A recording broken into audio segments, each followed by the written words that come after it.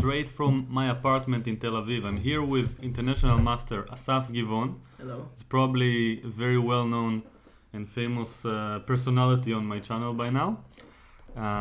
So we are looking at move 10 already, more or less. Excuse us for the delay, by the way. We had to make a last-minute technical arrangements. So I'm sure there will be enough action for us to compensate for. Yes, okay, well, we already see that it's not going to be a Berlin yes, as we were afraid of. Yes, we were thinking to cancel the broadcast today if it were a Berlin, but then, okay, we saw the move A6 and then we're motivated again. So let's move to the study that we looked at just to input the opening moves.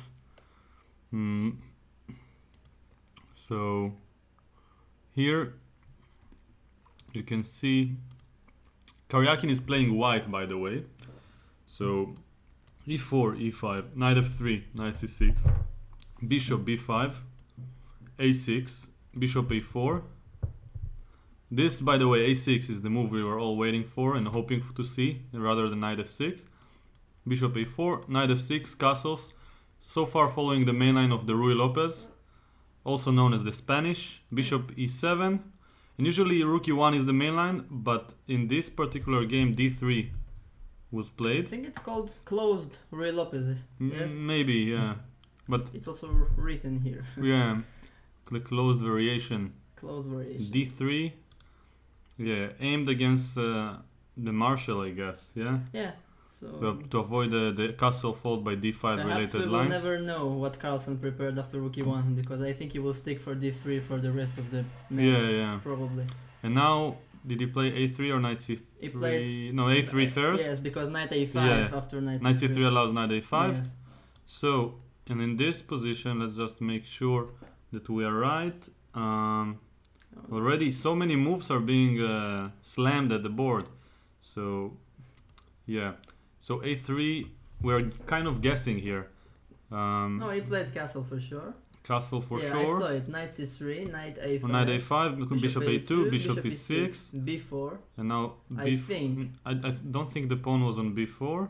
No? Oh. So maybe d4. Yeah, d4 was played. Yes, b4 is the bishop old a2 move. and rook a2. So this is a relatively trendy line. Also. Yeah, now rook e8.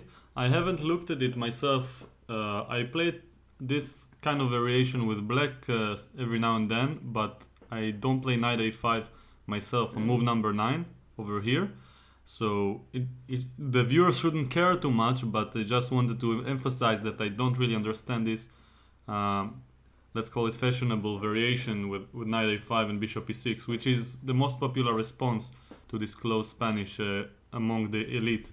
So rook e8, and I'm guessing we'll see a lot of moves quite rapidly.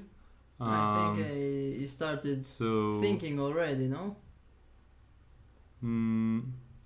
I think this is the Aronian's weapon of choice against d3, this move order with knight a5, bishop a6. Yeah. He had some discussions against Caruana. Yeah, and even though losing the first game or so, he kept at it, and Caruana is the one who kept changing the lines, meaning That's that true. it's probably equal and all white has is a few tries. Yeah, so I think it's very sensible weapon for the match because they try to keep their position very solid and try to push a little bit with white without too much risks. Yes. That's what we saw yesterday practically.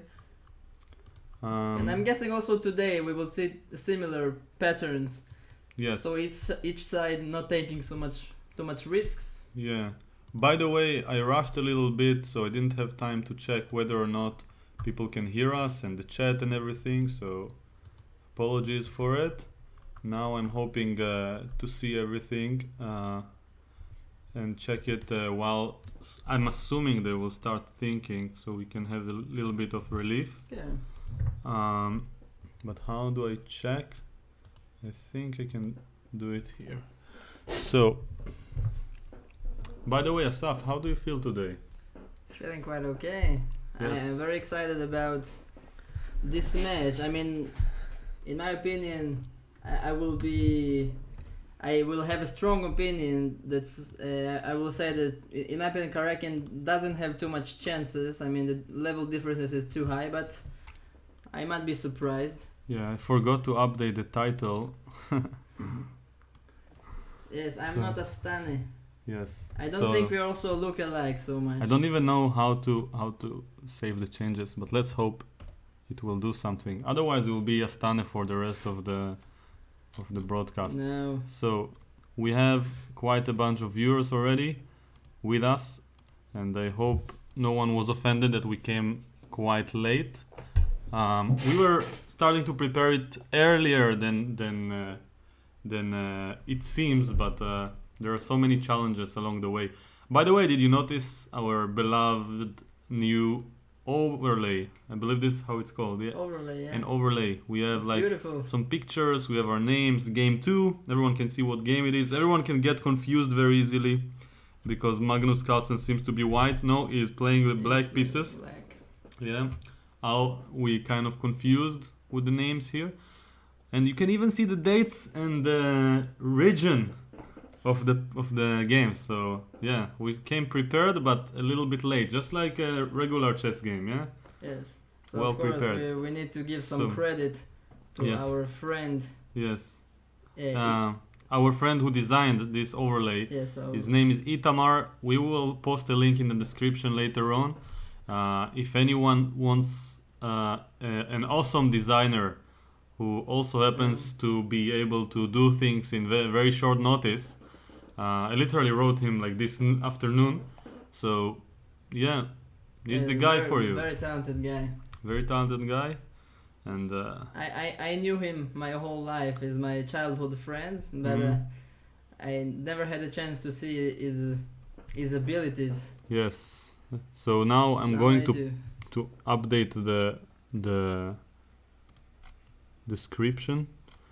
Also gonna put some page for Asaf, but we will decide which one later on. So once again everything okay, this one I'll update later, but let's put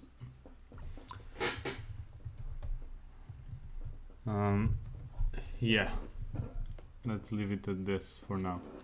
So I don't think it's updating while we are live, but anyway, let's go back to the game at last so everyone can be happy.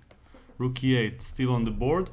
It's already slightly unusual move. Yeah? Okay, maybe it's theoretical, but you know, for somebody who doesn't know this position, it seems like white can take a pawn. Yeah. Yeah, and but by the speed that Carlsen played it, it must be prepared. I'm kind of surprised that Karjakin is the one who is thinking, because in this match you would imagine that the one player who is more likely to try to pose more problems in the opening to his opponent is Karjakin, and Carlsen more trying to run away from preparation and being like relying on his abilities in the middle game and in the end game. Yeah. And still Karjakin is thinking for quite a while, right? Like 5 minutes already. Yeah, it's slightly surprising. Yeah, but maybe it's also not updating because I'm using this social media kind of thing. I'm not even sure like how it's working, but you know, there are a few issues with potentially being sued by this company who has the rights to broadcast, and they sue everybody.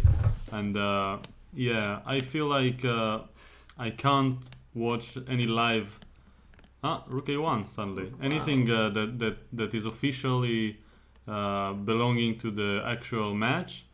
But so I'm trying to follow something related to the social media so that I'll be kind of protected by the law. At least I hope so. And Rook A1.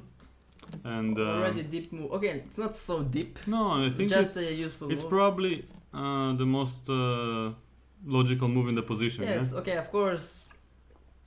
By the way, is it possible to move the pieces on this board? Yeah.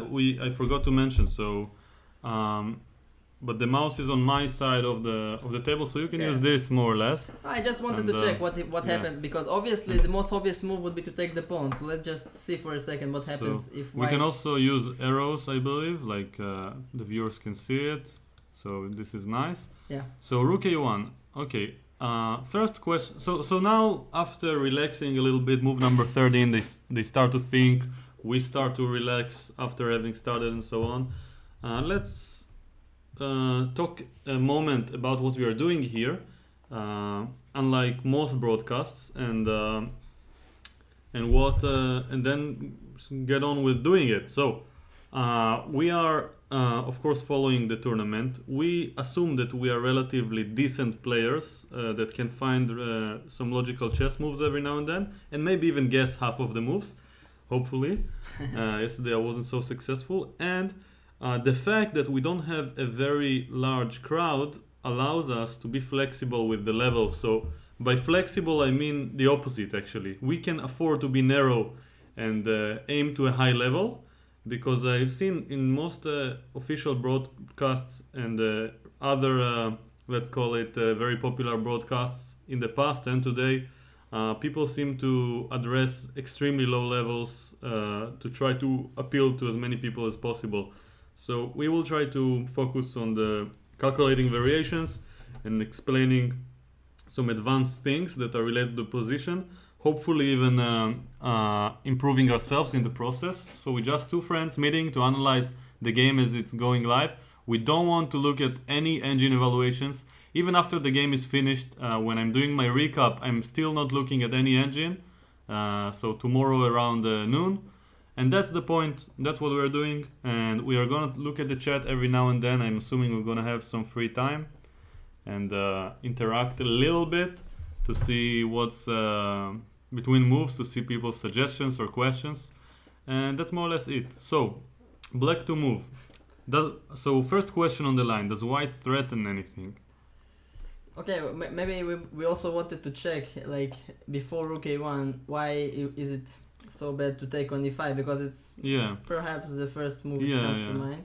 The pawn seems to be hanging, so I'm guessing rook e8 is aimed against taking the pawn. So let's just ask ourselves now, what happens if it were white to move and he would take on e5, because black has to deal with this threat. So let's say just for the sake of example, if black would play h6, and I want to emphasize that this is not the position from the game. Now the rook is on a1, h6 is just a variation we're checking. D takes e5, d takes e5. Let's say, for example, knight takes e5. How does black recover the pawn? Okay, so I Bishop think, somewhere, yes, yeah, the question is where, and also the question is whether you want to take on d1 first. Probably not. I think it makes more sense not to help white develop. In general, yes, but maybe there are some concrete things we are not aware of. So, okay, bishop d6 perhaps is the logical move. Yeah, because bishop f8 might allow f4. Yeah, but even now bishop d6, so it's not 100% clear. I don't know, maybe there's some tactics related to the e5. The most active move is bishop d6. Yeah, this is the most straightforward. And now the knight is under attack. There doesn't seem to be any logical way to defend it. Yeah, so let's say possible, it goes backwards somewhere. If f4, black will retrieve the pawn. So the question is how. You see, I want to show one variation. For example, f4. You want to move it? Yeah. Okay, f4. So for example, bishop takes e5, takes let's say rook takes e5. Even queen d1 and knight g4. That's why I said in the first position that might be some differences in these move orders. Okay, of course you can also take here, but if you take on e5, there is this little trick, yes? Queen takes d8. Rook d8. Yes, and now in this position, maybe bishop takes h6 is slightly annoying. Yeah. Because knight takes e4, there is also bishop f4. Yeah. I guess the main idea for black is to avoid such things and to just take on d1, put the knight on g4, and just play very actively with rook a d8. Why knight g4? Why not rook e5? It's also possible, I guess. Yeah, Because rook knight e5 is also quite active. I just didn't want to allow bishop f4, but I guess also after rook Yeah, e7 rook the e7. pawn is hanging. Okay, there is e5 and knight d5, but I think there is knight h5, perhaps. Yeah, so it seems like Yes, e5, knight h5, maybe just wins yeah. something. So our conclusion from these sample lines is that white probably should go back. Let's say to d3, knight takes e4, and of course black is even more active and better developed in this opening after the capture on e5. So it Yeah. shouldn't work for white, quite obviously. I'm not sure if h6 is the best way to wait, but just for example, if black were to play a random move like h6, then capturing is not the best idea. White might. We're just looking at the random position, so this Yeah, tactic also only works with this pawn. Yeah, yeah, you're right. But there are not that many useful moves for black, and also bishop f8 would also make quite some sense. Sensible. Yeah, and white will probably not capture in any case. He will just develop rook Yeah, e1, yeah. bishop somewhere, either g5 or e3 and In h3. general, yeah, white wants to keep the pressure in the And, center and to wait for black to take on d4. So Yeah. it's kind of a battle of who is going to be the first to relieve the tension. And by the rules, the one who is releasing the tension stands worse. So we have quite a bunch of Israelis watching us. So I see some names that I recognize, and Definitely. yeah. So shalom everyone. I feel like the U.S. president, but not the current one. Maybe the previous ones. Yeah. So here h3, bishop e3, rook e1 for white would be a good idea. It's hard to understand what is exactly the plan for both sides, but I think we will soon find out. I think these closed real Lopez positions are definitely more interesting than Berlin. Yeah, the pieces are still on the board. Mm-hmm. Of course, it can fizzle to some draws if whites take everything on d5, but it's very unlikely to happen. So let's see. I think at this position, okay, black perhaps doesn't have to protect the pawn on e5, but it seems like all of his useful moves in this position, in some way or another, they protect the pawn on e5. So you mentioned bishop f8 in order to free the rook. Yeah. Also, I think the move knight c6 makes some sense in order to provoke the move d5. Yeah. And then trying to play against this pawn, which is far advanced. Mm-hmm. This is sensible. Another option is to play c6, as Harel was mentioning in the chat, and I'm assuming referring to this position. Now, d takes e5 probably shouldn't work for the same reasons.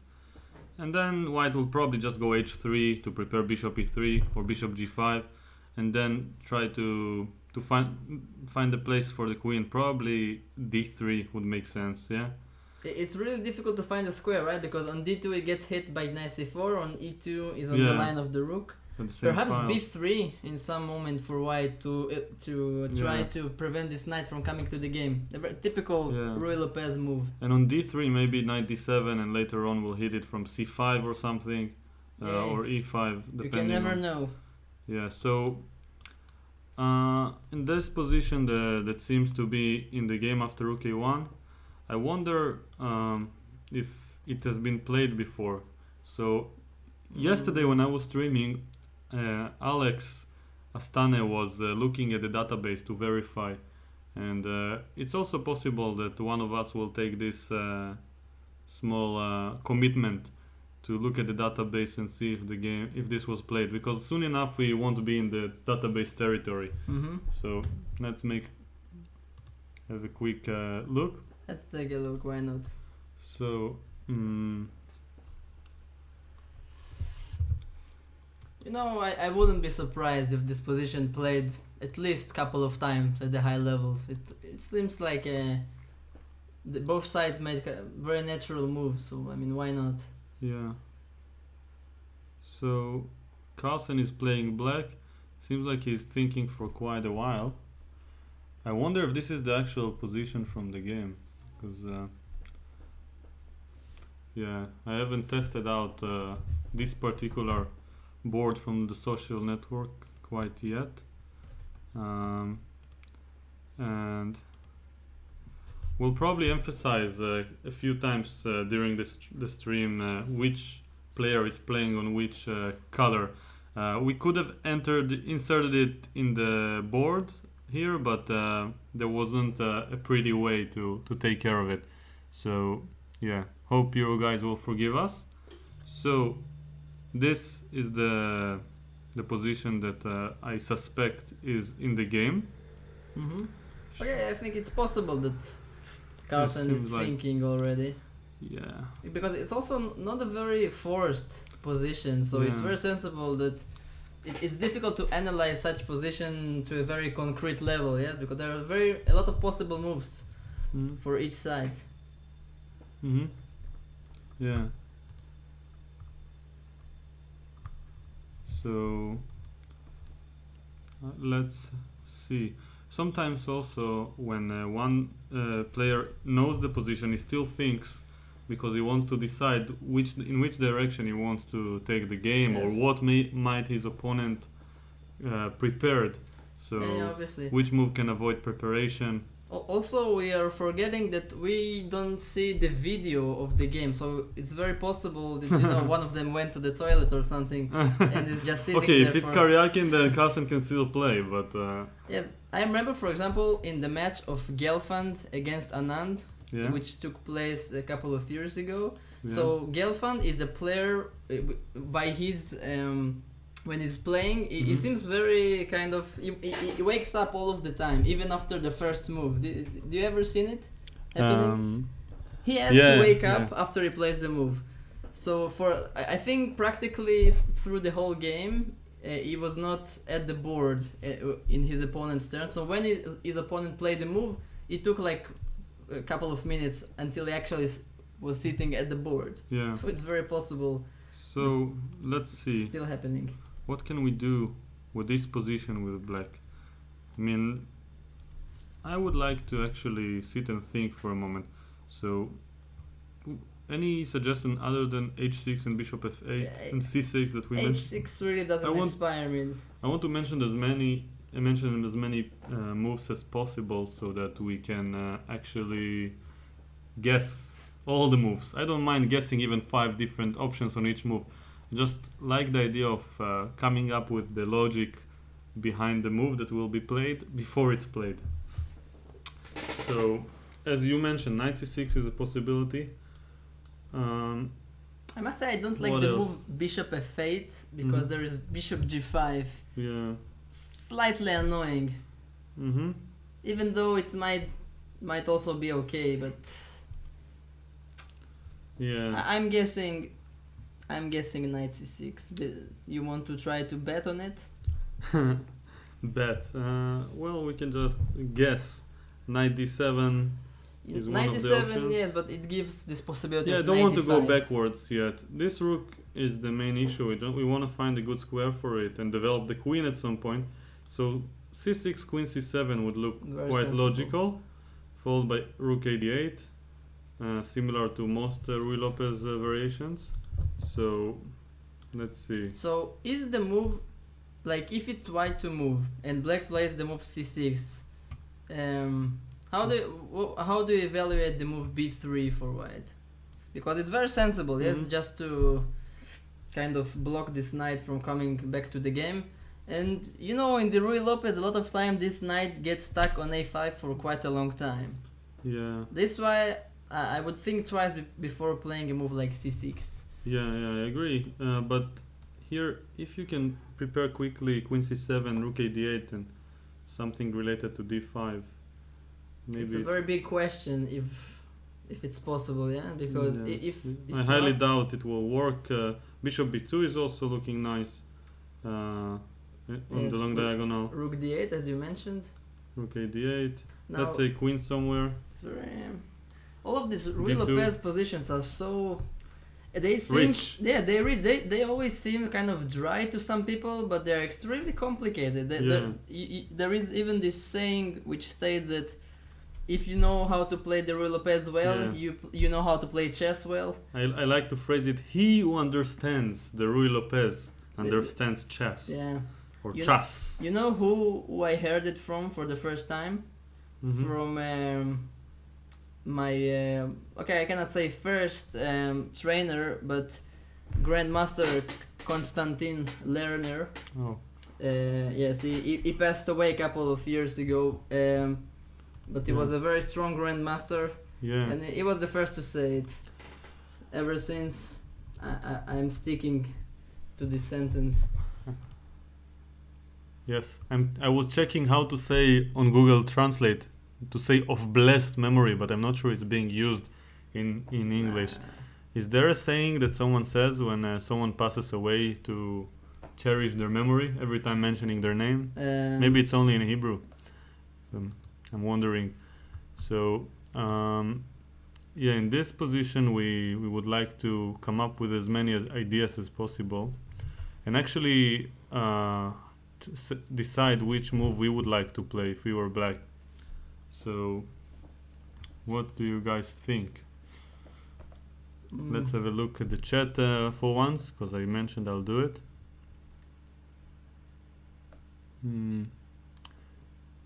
So, someone mentions knight c4 is also possible.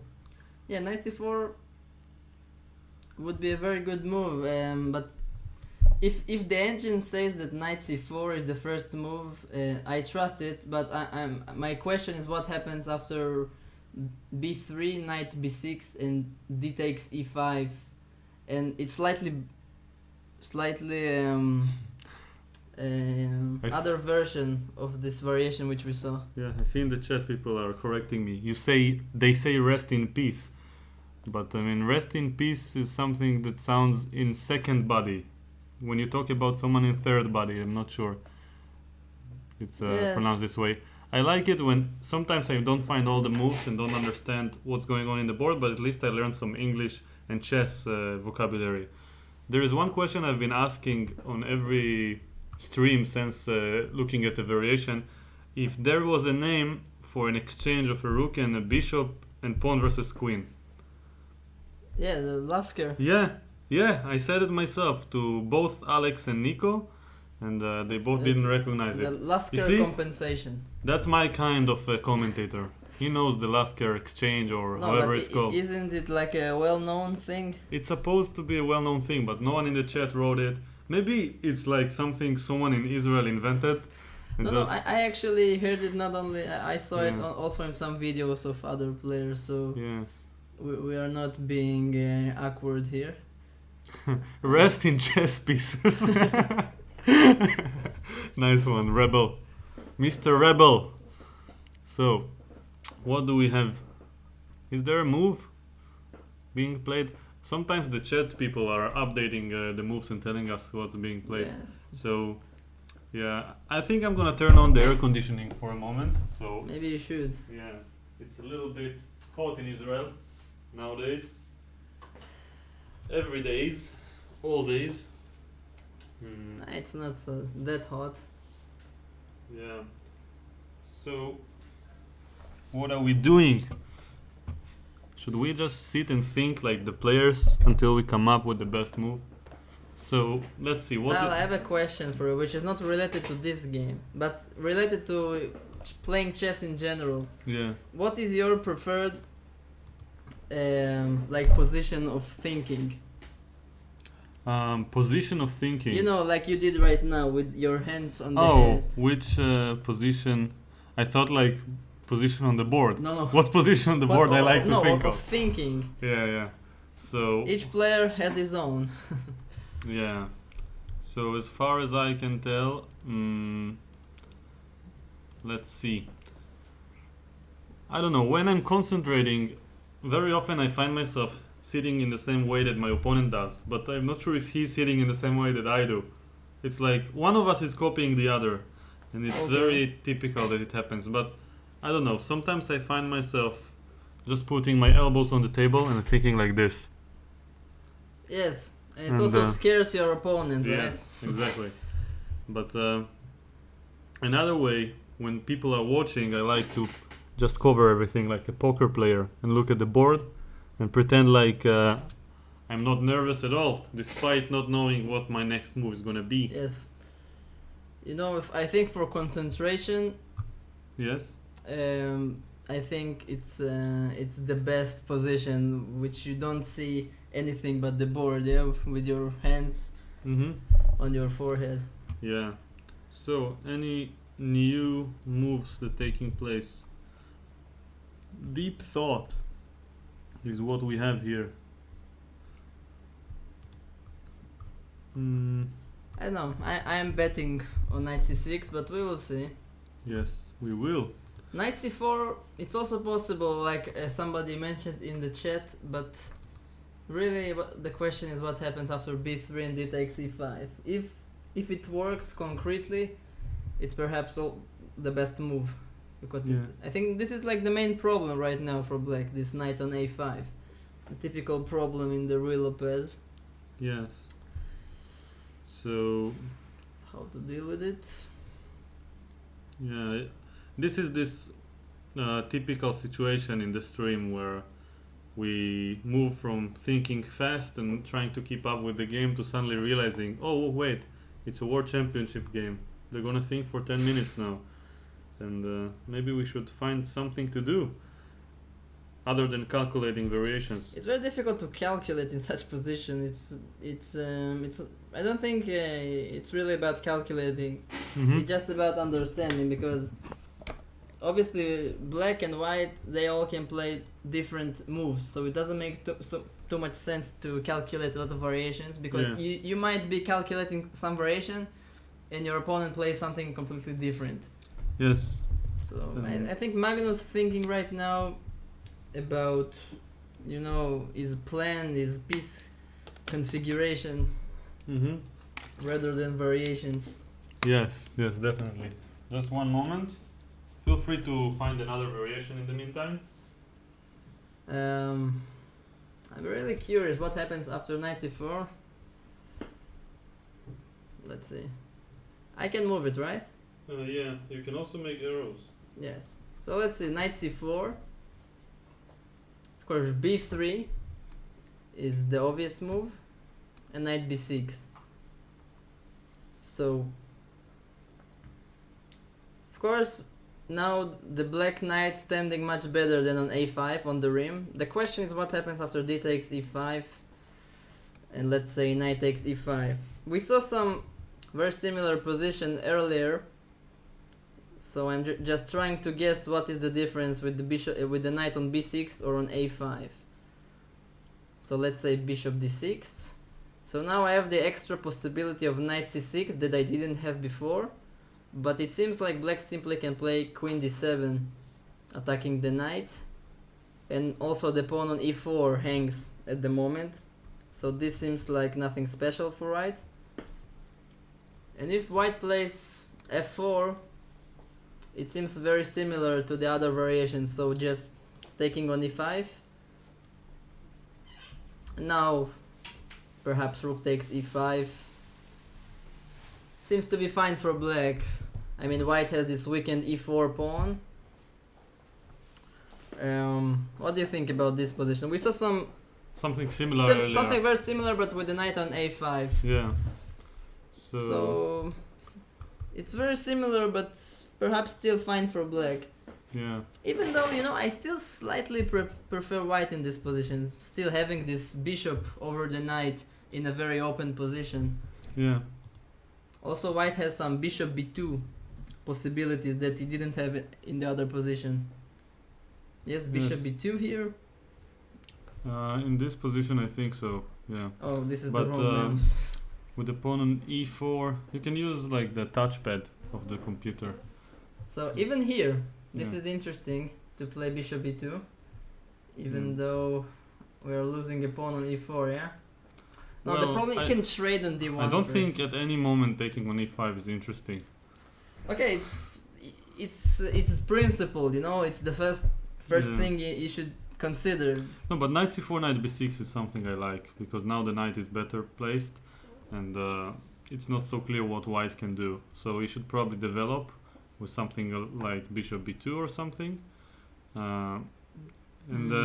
Maybe take on e5 later if he wants, but there's no sense in breaking the tension. There is kind of a philosophical rule. I like to call it philosophical because it's not true all of the time, but it is very sensible when you think about it deeply, that the one who breaks the tension is usually the one who gives up something. So in this center right now, you can see a tension between the pawns, and the first one who captures and relieves the tension will usually give up some of his either developing or give up something with his structure, or allow some activity.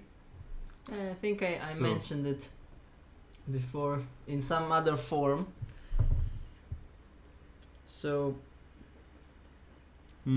by the way, I'm not so sure if you should put your bishop on b2, you know? Because it's very possible that this bishop won't get into the game so easily if black manages to keep the pawn on e5. Yes. Perhaps you should wait with the move bishop b2. So, in this position, okay, I can play different moves. Instead of bishop b2 is here. No, it's here. No, it's here. Number you 13. press here. Yeah. So instead of bishop b2, maybe some other useful move like rook e1 or h3, something along these lines. It always seems very close to equality. Oh, knight c4 was played. Did you? No, I didn't see it. You didn't see. You're just analyzing it, and good job. So the move that we're analyzing is the one that was played in real time. No, but somebody mentioned it in the chat. So technically, okay, I saw this move because I just was very afraid that this pawn on e5 would hang. But now I'm convinced that he's practically never hanging in these positions. Well, knight c4 and now... okay, b3 I think is inevitable. Well, I guess, almost but you can also play some rook e1 or but queen d3. Why let the knight stay on c4? I don't know. Just a matter of tension, as I mentioned. You know, they say you should always fight against the pieces which are at your side of the board. This is the only one so at the moment. In case someone is wondering which side belongs to whom, this is the white side and this is the black side. So above this blue arrow is these 4 lines are the side that belongs to the black pieces, and these 4 lines belong to the white pieces. So this knight is currently an invader on the white side of the board. An intruder. Yes. It's like he came from space, the 8th rank, and he's an invader. Very invasively going to the c4 square. And so, someone says 27 minutes to get knight c4. Really? Was he thinking for 27 minutes? It's very possible. Can someone verify it? I mean, but we don't have the clock with us.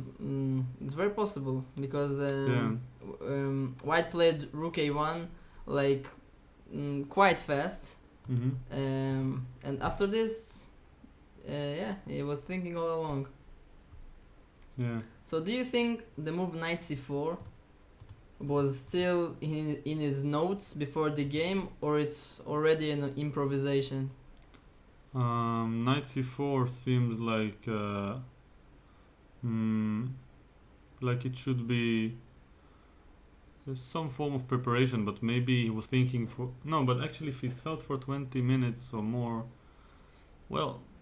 You know, it's very possible that he just found it over the board. Yeah, it's okay. Of course, it's a very logical move, but you know, it's the World Championship match. You would imagine they are preparing to such a depth. Sorry, depth. Such a death. This is right about Berlin. Such a death. A death of the... Death of the game. Yeah. But here... Of the initiative. I think you would imagine that it was analyzed by the Magnus team. But it's also possible that he just played what seems logical to him. Yeah. And it feels like... it's still written Astane? Where? No, I don't know how to update while streaming, so. Oh, no, but now it's updated. Look. It's updated.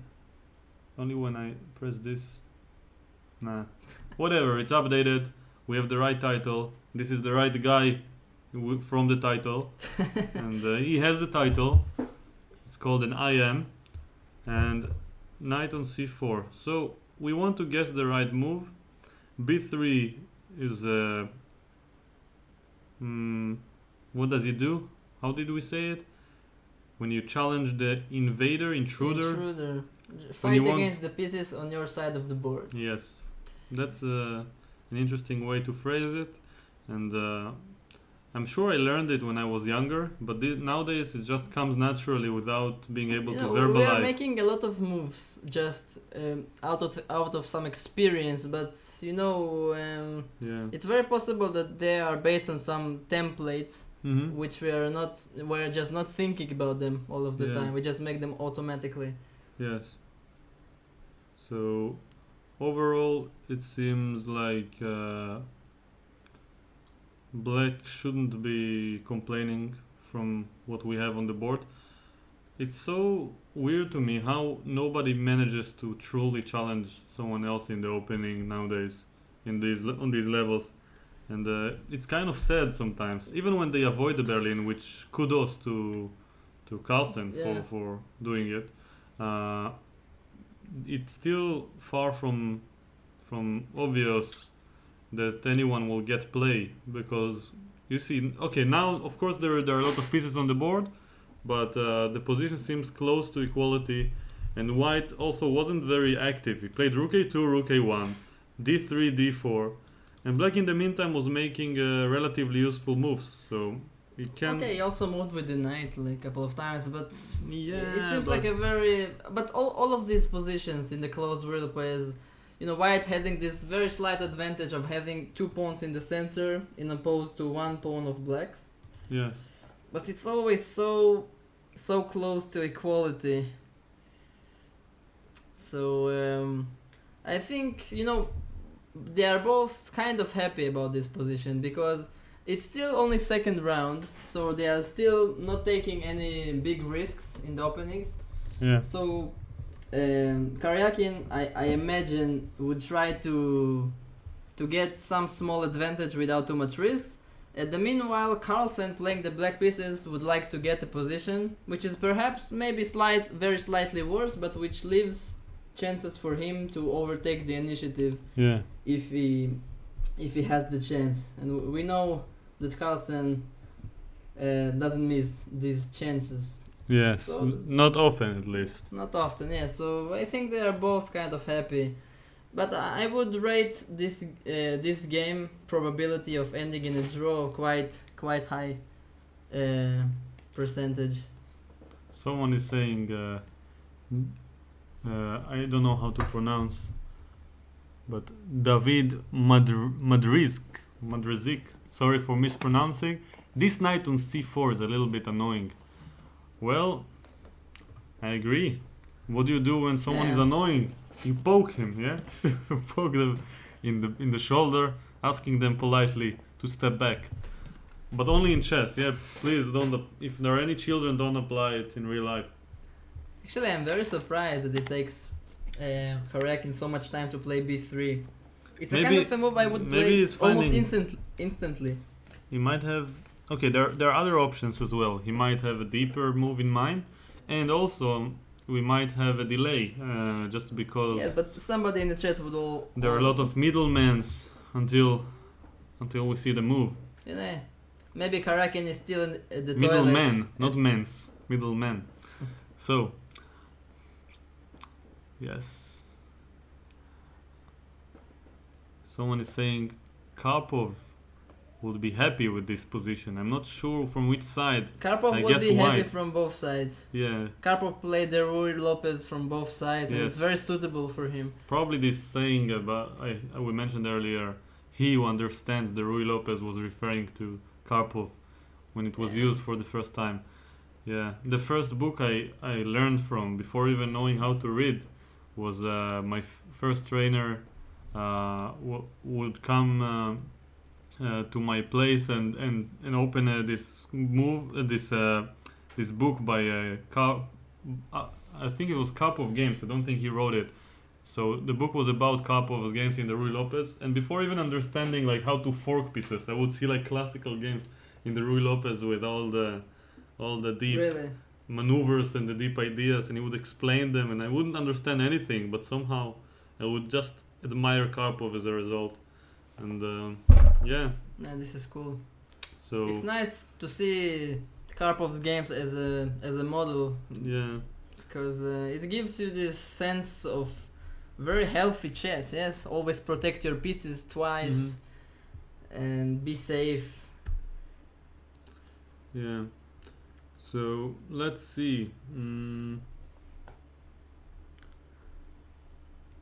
I don't see many many suggestions for moves from the chat, but I see one nice anecdote. If it's pokeable, then it's not so annoying. The knight on c4 is pokeable, so b3 is Pokeball sounds like it's possible to get it into a Pokeball. You know, Pokemon. Yeah, Pokeball. yeah. Like This is actually how you say a it. Pokemon ball. Yeah. No, you say Pokeball. Yeah, but in case someone didn't understand. No, Yeah. but this is exactly, I think, the word. Yeah. Maybe, wow, you just opened my eyes about the entire series. Maybe Pokeball means just something that you can poke.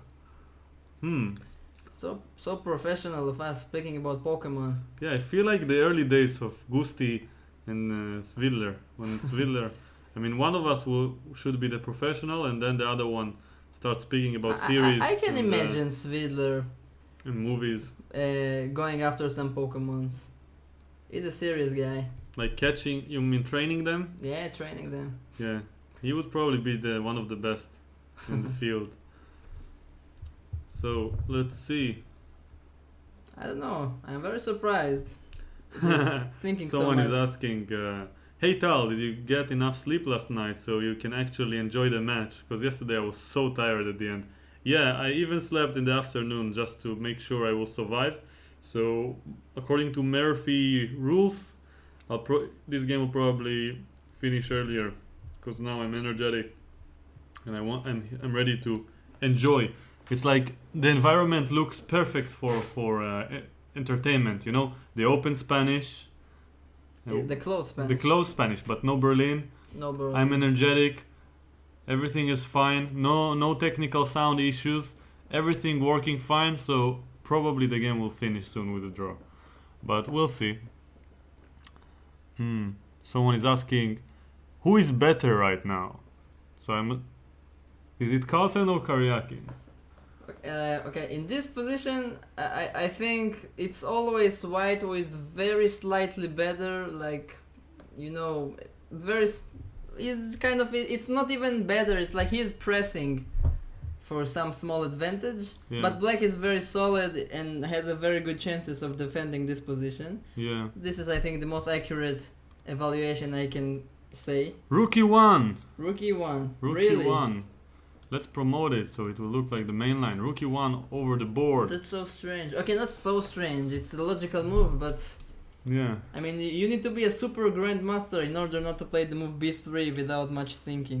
Don't Okay, you but think? first of all, much thinking took place, Yeah. and then he played another move.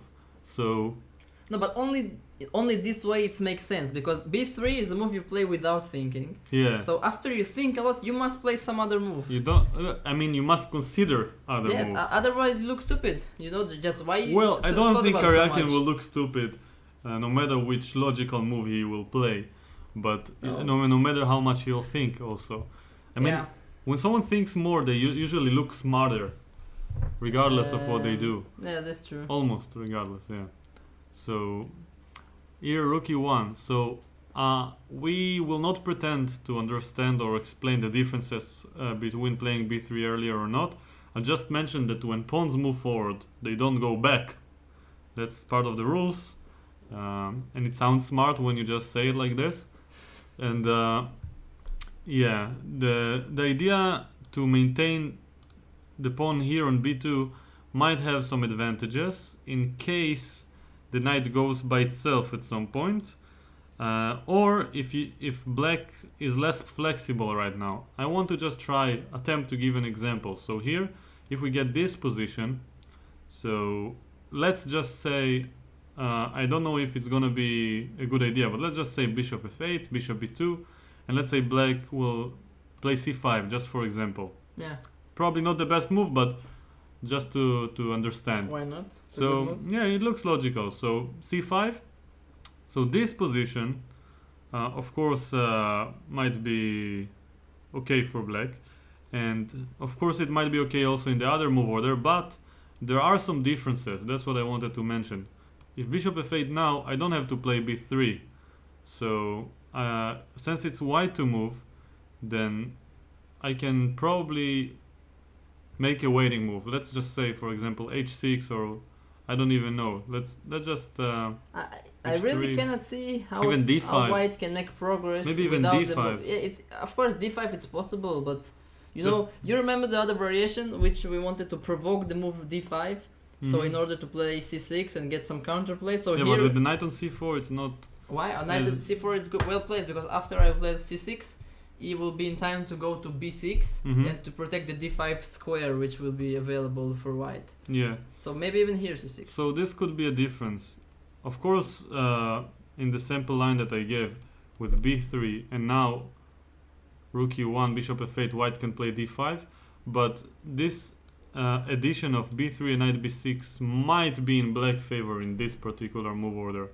At least that's my feeling. You know what is my feeling? I feel that on the next move, like black will play some move right now, for instance bishop f8 or h6, and he would play b3 on the next move. Yeah. Like he has to play this move in some point, and maybe we're just talking nonsense and he will play it anyway. Well, but it makes sense that there is a difference between b3 immediately and rook e1. And usually when playing flexible move that gives the opponent more options, or you can also say when it forces the game less forced moves, there is more chance from the opponent to make a mistake, or at least to think longer, because he has a lot of choice. Rook c8 is played. Okay, let's Really? have a look. We trust the viewers, but we want to verify. So let us show this board once again. Rook c8, yeah.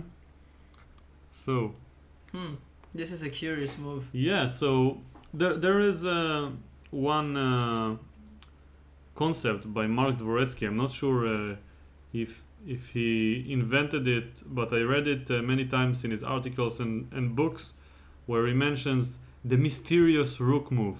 Have you heard it before? Yes. So the mysterious rook move. So both players, when they are, it's one of the highest level concepts to master. Yeah. So as you can see, instead of playing obvious moves like b3 or from black to play bishop f8, both of them seem to make a mysterious move with the rook that does not threaten anything, and ask the opponent politely, what are you gonna do next? And I'm assuming now rook b1 may be following this rule, and then rook f8, yeah? But no, rook c8 actually makes a lot of sense, because now, for Yeah. example, if white will ever play d5, c6 is already prepared. So this is one point. Also, of course, supporting c5 in some positions, even though if black plays c5 and white plays some move like d5, it's not really clear that the rook on c8 is really needed, don't you think? yeah, but it's flexible for the moment. It's not so easy to come up with a move for white, and c6 is probably a move for black for later, if he wants to move this pawn. c5 is a bit less flexible, but another point I want to mention is that at some point white can play a4. Yes. I'm not sure when, but then if black goes with a typical b4, the knight on c4 will be a bit loose, and not having played b3 would be justified. So maybe a move like queen d3 right now. Yeah. By the way, this taking on e5 is possible practically on every move. Yeah. Yes. So do you think, like Carlsen and Karjakin, do they check this each time, or they just trust their intuition and which states that it's never dangerous. Mm-hmm. What do you think? Well, I am not too sure. Trusting their intuition. Maybe they're slightly. When you have a checking it. very powerful intuition, then one of the risks is to trust it. Because if you don't trust it and you verify all the time, you're probably not going to lose anything but time. You might even end up being more accurate. But when people have very strong intuition, they tend to over trust it, if it's a word, and then over rely on it, and then they can miss a few details every now and then, and it might not be very significant in some cases, but everything it's mainly under the surface. When looking at the games, you can only notice it by asking the players what they were thinking, but sometimes they just have blind spots, and in the unlucky cases, these blind spots can be in situations where the opponent can grab the initiative. So now there is a chance for white to grab the initiative at some point if black is not careful. So it seems like rook c8 was played relatively fast, Yeah. and Carlsen was trusting his intuition. Yeah, but it's a bit strange. It's not a forced move in any sense. Wow, an hour has passed already. Yeah. You know, time is passing really, really fast when you don't understand what you're talking about. I mean, when I don't understand. I'm just referring to everyone, not to Asaf specifically, so including myself.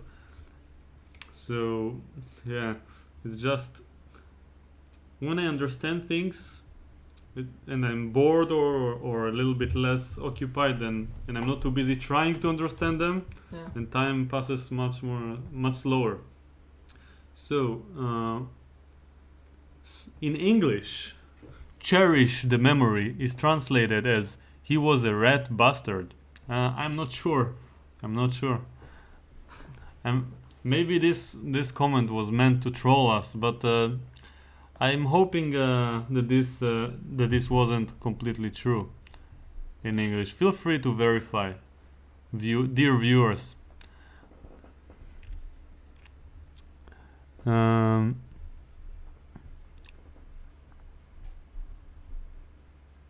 So, anything else? When did the game start? Well, the game started 1 hour ago, and I prefer not to say a specific hour because we have many viewers from many sides of the world. So Yeah. let's just say 1 hour before now. Maybe 61 minutes. So,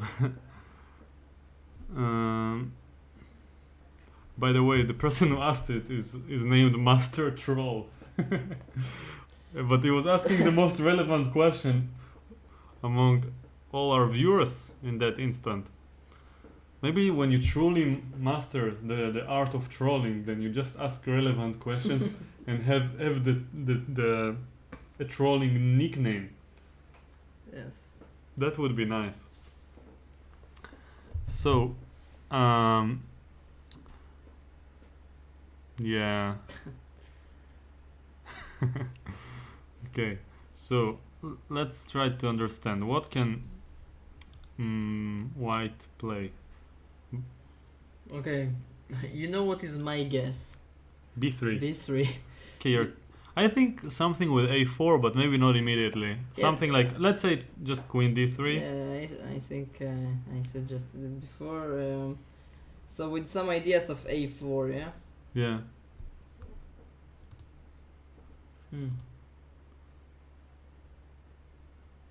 Some ideas. But is it really that bad for black? I'm not sure. Let's say you play Queen D3. So someone is asking, can you show us the remaining clock time? And unfortunately the answer is no, because I don't want to take risks following the game live.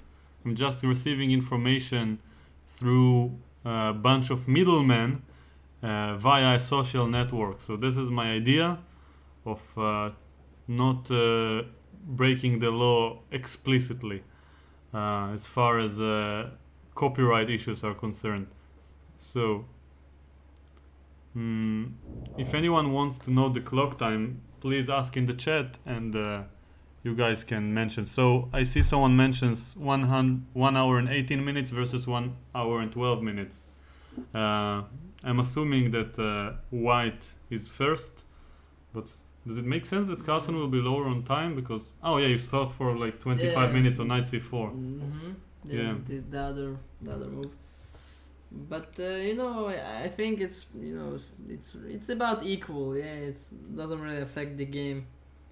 The small time differences. Yeah. So, what can I say? Queen d3, b3. h3 is always useful in the Ruy Lopez when. Yes, I mean, soon they're both still in this phase of the game, which they are just making some useful moves before taking any actions. But I think in 2-3 moves, I think they will be out of useful moves. Okay, let's say you play h3. Let's play you play b3. You develop the bishop. You develop the queen. Yeah. Let's say, what's next? I mean, also black will run out of useful moves. He can play also h6. He could play some other moves. Yeah. I think agree. We're soon going to see some action. I think at least some action. As much as it can get in the Ruy Lopez. Definitely agree. So, what happens now? So we said h3. Bishop g5 is one of the ideas in this position, but of course b2 is hanging. So this will justify Asaf's well-known idea to play b2, b3. Or maybe my rook b1. Actually, a4 seems to me like the leading idea for white, but how to prepare it? For sure, not right now. Yeah. Yeah. So let's just show why. A4, probably b4. Yeah. Otherwise, if c6, for example, this is an open file for white. So which might also be nothing. Yeah, but it's more.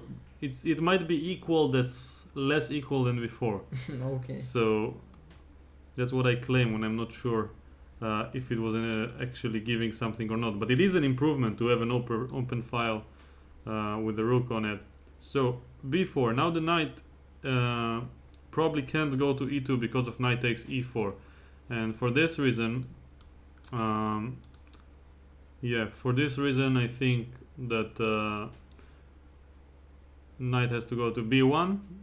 Knight d5 looks a bit risky. There's also knight a2, but the knight will be completely stranded after a5. Is this so bad? I mean, it probably is not Bishop so f6. convincing. Yeah. Now this knight is under some pressure. Queen d3 and a6 is hanging. I mean. Okay, put it on the board for a second. Yeah. So knight d5 might be the principal move. Capturing looks obvious. Yeah. Yeah, but. And now I'm attacking this pawn, and I want queen d3, queen h6. But it always seems like so little, right? If black plays a deep move right now, e4. Yes. Very deep. No, it's not so deep. I just want to, after rook takes e4, simply to regain the pawn by knight b6. And if I regain the pawn, I think I'm okay. But will you? Okay, this is another question. Queen d3 and queen b3 maybe? Or queen b5 if you go a5. Yeah, this is true. Maybe it's not the best. Yeah. It feels like this is challenging for black. And if bishop probably f6, should take. No, but then knight d4 and getting to c6. Oh yeah, and this squares. Okay, maybe so it's also nothing. a4 is actually an interesting move suddenly. So probably c6 is more is safer. I really don't believe it. Knight d5, it cannot be that bad. Come on. First of all, he's not forced to take on d5, but let's check it. This is the most principled. So knight takes d5, e takes d5, bishop f6. It was the first move which came to mind, right? Yes. And here you said queen d3, yeah? Yes. And if here I play, can I play knight b6 here? Knight b6 here. So in this moment, what can I do? Probably this a pawn is something to count on. Yeah, to invest in. And Just if a knight second, no, d5, don't play so fast. I also have e takes d4. yeah, bishop somewhere. But you lose a pawn, no? You take one, I take two. Okay, I can probably also go queen b5, but it's a bit risky. Why is it risky? I don't know, allowing rook e1 check, knight taking with the knight. Okay, but Well, now it's- of course it's all about the a pawn, yeah. Queen e8. Queen Yes, e8 looks the- like a the- good move, yeah? Yes, no, okay, perhaps it's no, the knight takes on d5. No, if the d5 pawn is gone, so it's not doesn't worth it. Yeah, so what can be played instead? But ed5. a4. No, but we said it's okay for black, no? That this is the conclusion. So why not? Why not laying bishop f6? Okay. So if I take, you just take with the knight and you're fine. Yes, if I'm able to take with the piece. So It's what very if I take an e5 now? Yes, now I want to take with the d pawn, obviously. Yeah. Now your d5 pawn is under attack once more. So I go here. Okay, now I think I will play e4. I will poke you a little bit. Poke, but this is not in your territory, so I'm not sure this is referred to as poking. This is already pushing, yeah? I will annoy you. I don't know. Pushing me already. So knight d2, for example. Okay, and now just queen takes d5. a5, Rook a8, don't you lose a pawn? maybe. Queen e2. Okay, you want to take on e4. Not so clear. I'm just checking some random moves. e3, maybe it's annoying for you. Someone is saying h3, h6 was played. So Yeah, I this like line- a4. I don't know why. It looks kind of. It's trying to exploit this rook c8 move. So h3 was played according to the viewers. Yeah, so Let's have a look One at more. our board. Yeah, one more useful So- move. here h3 and h6. But they are going to run out of useful moves. I think now the kind of the white needs to have maybe in the first time in the game white needs to make some relatively serious decision, because I don't see really much useful moves for white here except of b3, which is for some reason refusing to play Sergey. Yeah, But I mean, now he must play some move with some plan, yeah? He Yeah. just is drew with his useful moves. yeah, that's true. So just so what do you think about the move h6? Okay, I think this is just kind of an automatic move. Like, white is playing h3. He wants to play a useful move without kind of taking too much responsibility. And black just doing the same. So he's just passing the ball kind of right back to white. So okay, I played h6, I played this. What are you going to do now? Yeah, this is true. So So yeah, I think now the anus is on white to find some plan, because he's The kind what? of the anus, no? I'm not sure if this is how you say No, okay. The maybe, but I don't know.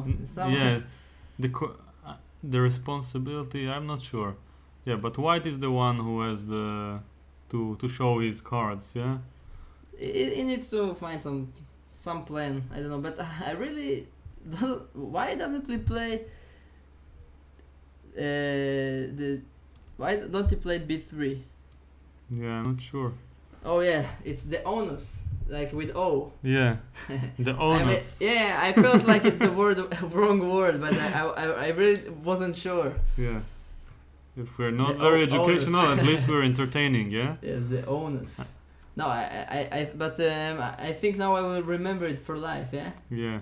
That's what we were here for. learning things and remembering them for life. So now let's see if what I did here was working. I'm not sure. Trying to set things up a little bit. Let's see what happens if I press this. No, it doesn't work very well. Okay, excuse me for this, but yeah, didn't work. So now after h6, what can I do with white? Really b3 or a4? No, I think in this game Karjakin kind of made a decision not to play b3. Yes, Karjakin is like, I don't care what's going on here. I will not fall for his trap and play b3. This is why he played knight c4. He wanted to provoke b3. Huge trap. Yes. And yeah. Why is b3 not winning a pawn? Asked by Peter Storm. And excuse me everyone in advance if I mispronounce your names. It's more likely that I will than I won't. So, b3, why does it not win a pawn? d takes e5, probably for a similar reason as before. But now the rook is defending. So I guess queen takes d1 followed by bishop d6, yeah? Because you have to take with one of the pieces that protect e4. So let's just say rook d1, bishop d6, and then after the knight moves... somewhere, so... Yeah, let's say c6, just for example, and capturing. And this should be okay for black. So, I'm assuming b3 does not win a pawn, but as I'm assuming Karjakin is thinking about a4 related ideas. I really want to calculate it again. Let's have a look. a4, b4, knight d5 probably.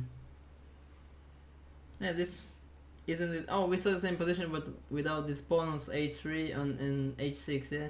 Yeah. I still don't believe it's much for white. To me, it seems like it's one of these positions who will kind of all of the pieces would be would be traded quite soon. So yeah. So knight takes d5, e takes d5, queen d3 is my next idea, my next move. Bishop f6 is probably what you play here as well, yeah? Yeah, well, it seems quite the same. Okay, so I want to analyze it again. Queen d3. So knight went with b6. Yeah. And I took. Yeah, d takes 2. What if I take on a6? What did we check? Rook ed. And now instead of the move I played earlier, queen b5, rook e8, queen e8, and something like. So you put all of I want to go a5 and just try to push it. You know. I still have rook a8 though. I think it's slightly annoying for you, know? Or queen b7 you have. Maybe here. But why not queen b7? Queen b7. Maybe it's annoying for me. Yeah. No, but you probably should just take the pawn. I don't see why not. You know, it's... And then queen b7. But I think in general, of course it's a concrete position, but it's very risky to white to put all of his effort on the a pawn, because if it doesn't work, it could be just but the worse. pawn is still there. I mean, it doesn't I have... I don't know, man. You can calculate if it works. So let's say it feels wrong for sure, but calculation might prove otherwise. I think a4 is one of the key ideas in the position. Queen d3 is another option for white, but I'm just suspecting that if b4 is not the best, then c6 should still be close to fine. And yeah. Because even if white gets the a file open, it's still so little. So people say b3, knight b6 was played. So yeah, Karjakin is probably not avoiding gave b3. Up. Yeah, he gave up on the a4 idea. So it's really ridiculous. I think he spent so much time. Let's show the viewers this position: bishop on b2. Yes. Knight b6, it's really absurd. Don't you think he spent all of this time trying to be clever and avoiding the move b3? Yeah. Which is kind of inevitable. Inevitable. Yeah, that's the word I was looking for. Yes. And he just made some other moves, and it took him a lot of time, and finally he played it, but only like he could have maybe some 20 or more minutes in this position, more than he has now. Yeah. So, what do you think? You know, if of course I would kind of would rather play with white such position, because he's for choice whether to you know, take on e5 or play d5. He's really the one who is choosing the path of the game. Yeah. But black is so solid, and you know, Magnus playing with black, it's really hard to imagine him losing such position. Perhaps the strongest player ever in holding worse positions, and a lot of time even winning them. Yeah. Yeah. Is his best expertise. Yes. So what do you think is Expertise. the expertise? Biggest. So Yeah. I'm rooting for bishop f8 right now. I'm rooting for Carlsen. So, bishop b2. So, the first question on the line. When I try to approach a position, normally speaking, I think if my opponent is threatening anything. So, is white threatening to take on e5 now? Usually, it's important to check these type of things on every single move, not to miss a moment where we lose the pawn. It might be worse for some reason. So, let's just give a simple move that makes some sense. Okay, let's say c6. So if white takes a pawn. Yeah, but now with the bishop. Now after queen d1, there's rook a d1. Wait a second. No, there is before knight takes e5. What about queen takes d8? But what's the problem? Rook a can take on d1. No. Oh, the pawn is defended twice. Yeah, no, you're just winning a pawn. No, there is a bishop a3 actually. But, I mean, maybe... Okay, but even just bishop takes a3, it's better for white. Yeah, this is f4, better. e5. Yeah, on bishop d6. No, it's just very good position for white suddenly. No, Yeah. d takes e5 is a threat right now. So this is why I think bishop f8 is perhaps the most logical way to protect it. Just to get the rook into the game. Sorry. Yes. Can I offer you a glass of water? Yes. Yes. So, You know, I have it's to hard host my speaking friend so here. much. We're not only commentating, we are also hosting. Both of us are hosting, yeah? The viewers, each other. So, let's see. I'll invest in a wine glass. bishop f8 was played. Thank you. Some wine. Show the people the glass. They can't see it. A glass of wine. Is this a vintage water? Yes. Vintage Yes. 2000 and Vintage World Championship water. Sponsored by whatever. Don't want to say anything official. Any names that might be, you know. So, anyone has any suggestions? So bishop f8 was played. Did you know it? Yes, No. I said it. Oh, you said it. I said it. Bishop f8 was played. Mm-hmm. So okay, it's really perhaps the Bishop most on logical f8. move in the position. Yes. Now, make some tactics each day. Play bullet to improve concentration. Do you like this advice? Sorry, I lost you for 1 second. What? Someone in the chat, make some tactics each day. It's funny because usually you have to solve tactics, yeah. But if Rather you than make making, if you create, yeah, it's even better. tactical You need positions. to think about the tactical You make motives. tactics and then you play bullet. You know, this is brilliant. I should Wow. say to my students, if you want to improve your tactics, you try to create tactical problems, because they have to think about the motives. Yes, and then you have to invent games that like chess with different rules. Mm-hmm. Yeah, this is nice. So, Don't earn money, invent a new economy where you can just have money from the get-go. So, let's see. Bishop f8. So what should white do? Okay, so I think we're both thinking about the same. Yes? Did Maybe you- don't say it. D5 related ideas? Nah. Nah. No. Queen somewhere. Yes, queen somewhere. Yes. Where do you think? The same as you. D3. Oh no, I was thinking queen d2. Okay, but on D3 I'm still wishing for this A4 and Merry Christmas ideas, you know? You know, but on d3 it might get hit after c5, c4, for example. That's one thing. It's gonna get hit. On d3 in general it's more likely to get hit, right? Some knight getting to c5 somehow, I don't know. Yeah, I guess D2 is also very logical. Try not to swallow me. Yeah, I'm already in the process of falling asleep here. By the way, you thought about this idea, right? So playing d5 and try to getting this knight. Can I do like an arrow with the right click? Yeah. Try to get this knight to c6. This would be a cool idea, but I think black after d5 just immediately responds with c6. Yeah, not even to prevent this idea, just to be active. Yeah, just to open up the c line for the rook, to break the center, and this looks very fine for black. Yeah, with the rook already on the open file. Yeah, and then Carlsen will laugh, you know, making this mysterious move rook c8 and saying, haha, I knew it would be useful one day. Mm-hmm. Yes. So I think... So d5 is a good idea, yeah, for probably for black, yeah? Yeah. Okay, queen d2 will be played. I'm 90% sure. Well, then I'm 10% sure that something else would be played. And I don't know. I'll bet on this one.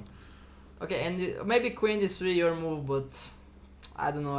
It seems more exposed on d3. Yeah. So, what to do? Queen d2. I don't like to put it on e2 because then it's on the same file in the rook, and this x-ray is always annoying. So I would like to... So as I mentioned many times in the past, so when approaching a position I'm thinking, does my opponent threat anything? What does he want? Even if it's not a threat to grab material. Probably black would like to play c5. That's my guess. It's a big question whether he wants to play it or not. It's a very responsible decision, yes? It allows d5... Committing. Committal, yes. Committing decision, yeah. So...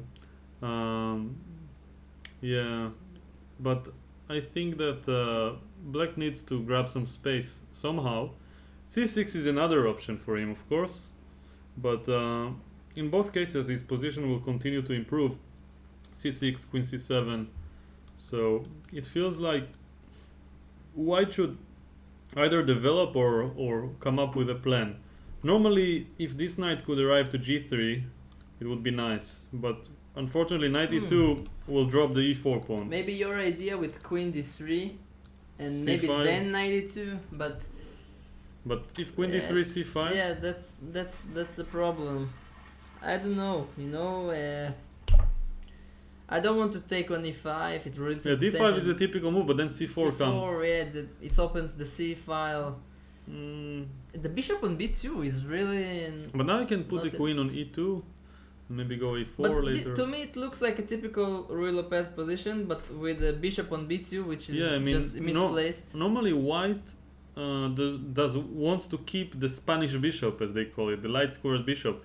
And there is a saying that I heard a few times that without this bishop that's on the light squares, it's hard to point at a2. But normally the pawn is on b2, and the bishop is, for example, on a2 or c2. So without that bishop, let's just, for example, put it here. So people can imagine him, this bishop, somewhere here. There is no theoretical or let's say practical chance for an attack on the king side. And initiative on the king side is a very big part of white's strategy, other than having a little bit more space. So d5 would close the position, and without this bishop it's much more difficult to attack. And black normally wants to trade the bishop that's normally on b7 or d7 with this light square, with his light squared counterpart. Mm-hmm. So yeah. No, but the bishop is completely misplaced in this structure. I think you would rather be on c1, just at least doing something.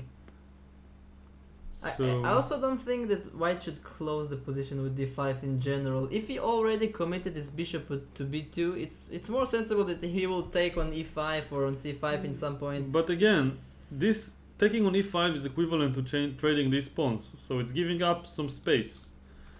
The one who releases the tension is normally giving up something. Yeah, but at least, I don't know, maybe it's more sensible with the bishop on b2 to try to do something with it. I don't know exactly what. We have to look at the entire board. We can't really afford to look at one piece and justify opening the center by it. I mean, of course, I think bishop e2 was just aimed to get this bishop to f8 by threatening the e. It's not like white is, very attached to the bishop being on b2. We can probably move it somewhere later if he closes the center. My problem is not with whether or not to open the center. It's actually to find a plan to improve the pieces. So probably queen somewhere. The two options for white later is either to put the rook on d1 or to push a4. And as I mentioned, maybe somehow getting this knight to g3 without losing the e4 pawn would be nice. But then again, it's not that much of an achievement because black will just go g6, bishop g7, and there is not much that white is doing. Actually, it's probably gonna be black's next moves anyway, yeah? Yeah. I'm probably gonna go g6, bishop g7. You know, that's one thing to consider, but I really not so sure. I mean, g6. It's typical to put it on g7, but it's also nice to keep it on f8, just guarding the king. Yeah. Yeah. You know, but it's a very, I would say it's a typical position for world championship matches. Very deep position, deep maneuvering. Nobody knows what is happening. Some slight advantage to white, but not taking too much risks, and then a draw. Yeah. Most probably. Yeah. So here, this position, what can I say? Queen d2 looks logical, but without a plan, I don't think even logical moves are justified. So, or at least logical looking moves. And I would really like to make a4 related plans work. So let's think for a moment. Queen moves somewhere, then black plays c5. It won't be that easy to get a4 in. Yes. So how about queen e2? I know it looks annoying. Maybe you can place it on leave f1. It on the file. Maybe you can place it on f1. It looks silly, but it's out of the line. Concretely of attack. speaking, I mean, white can play rook a d1 or a4 next, and after c5, I mean, now we can take on e5, and maybe consider a4 quickly. And after b4, there's also rook a d1. So if black has to play b4, it's so some c5 concession. is not very convincing in my opinion. After queen e2, probably something with e takes d4. And a quick d5 maybe, yeah? Yeah, or even no, probably takes. Now white should take. Okay, we have to check d5. Also knight takes e4. No, Yeah. there is no knight takes e4. I want to demonstrate something. So You can say the moves. something along the lines. You can also make the moves with the touchpad, yeah. I'm not sure if it's working, but something like queen g4, yeah? Yeah. Or no, I wanted to play knight f5 right away, but there is rook takes e4. But it's starting to look dangerous for black, no? Queen g4, Well, knight f5. Well, how exactly? Because queen g4, let's say go rook e4 Yeah, takes. and knight f5. There is g6, Yeah, very yeah, I cold mean- blood move. Cold-blooded, yeah. Blooded. So I'm Even not sure. even this is not so clear. Yeah, I guess white should probably take or go rook somewhere, rook d1 or rook e1. Okay, it keeps some small pressure, but that doesn't seem like much. So yeah. You know, I get to the first position just for a second, like instead of queen e2. Instead of queen e2. No, after bishop f8.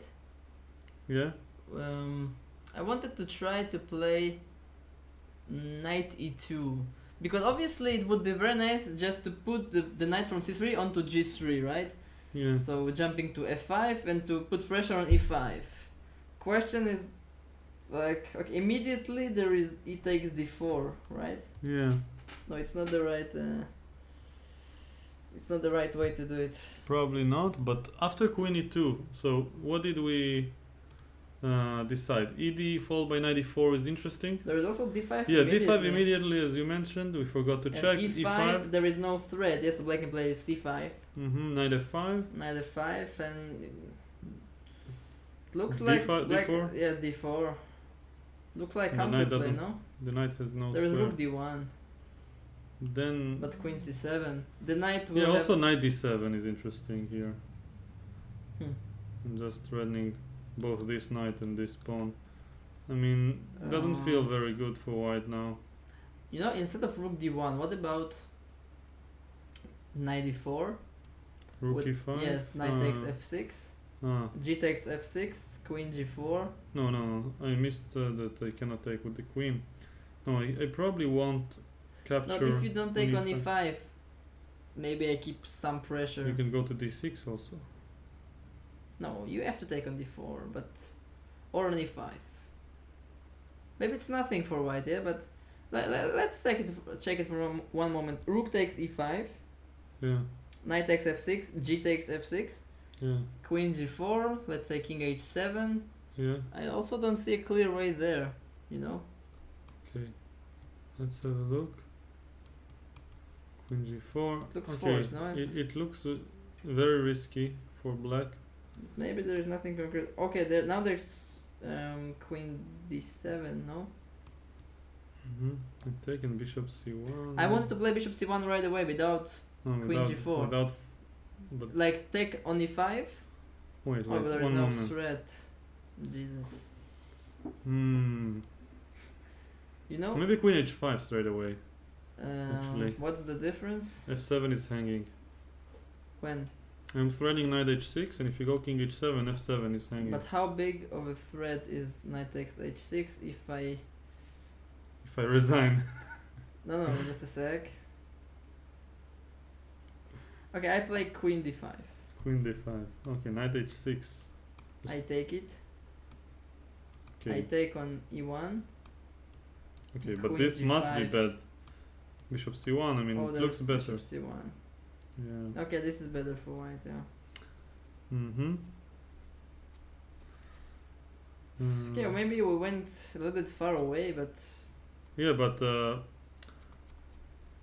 this 94 is much more forcing, so it's easier to calculate. Maybe when calculating, it's better to start from the forcing variations Yeah. that are the most challenging. Let's say not challenging, that are the most Straightforward. straightforward. Yeah, that's the word I was looking for. So knight takes e4, d5. By the way, there's also knight f6. Yeah, I just see it. but then queen f6. Yeah, queen f6. So how about knight c6? Yeah, knight queen d7. And then knight f6. But Related ideas.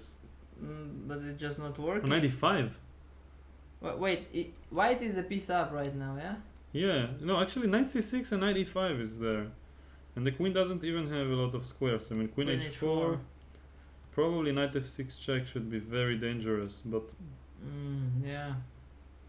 Wait a second. even... Is it possible that this variation works? Yeah, knight f6, why not? Probably... Question is how dangerous is this position for black? Well, it maybe looks, not. It looks quite dangerous for me. Knight e7 is a big threat. So... If I just play some king move, okay, king g7. D takes Sorry? e4 was played, people say. I'm guessing they D mean takes that takes e4. e5. Really? So many people say d takes e4 and this is the position. So let's have a look. d5, d5 and a4. Okay, but queen e2 was an interesting move to analyze because it threatens a4 immediately. Or rook Okay, d1. I think I like what So- he did. I'm not sure I like it because, well, he gave up the you know, he released the tension with white, and generally speaking, even when Karjakin does it, even though he's a very strong player, I'm not a big fan of doing I so. think he's playing for a very small advantage Yeah. in a symmetrical position. Yeah, but I'm still very curious about Queen E2. So can we just try to find a conclusion here without analyzing? Yeah, Just first of all, yes, e takes d4 is not forced, of course. Yeah. Yeah, so he can play c6 also. Yeah. So Queen E2 is interesting. That would be our summary of this move. Yeah. Yeah, It's not losing for worth white. consideration. It's not missing anything big.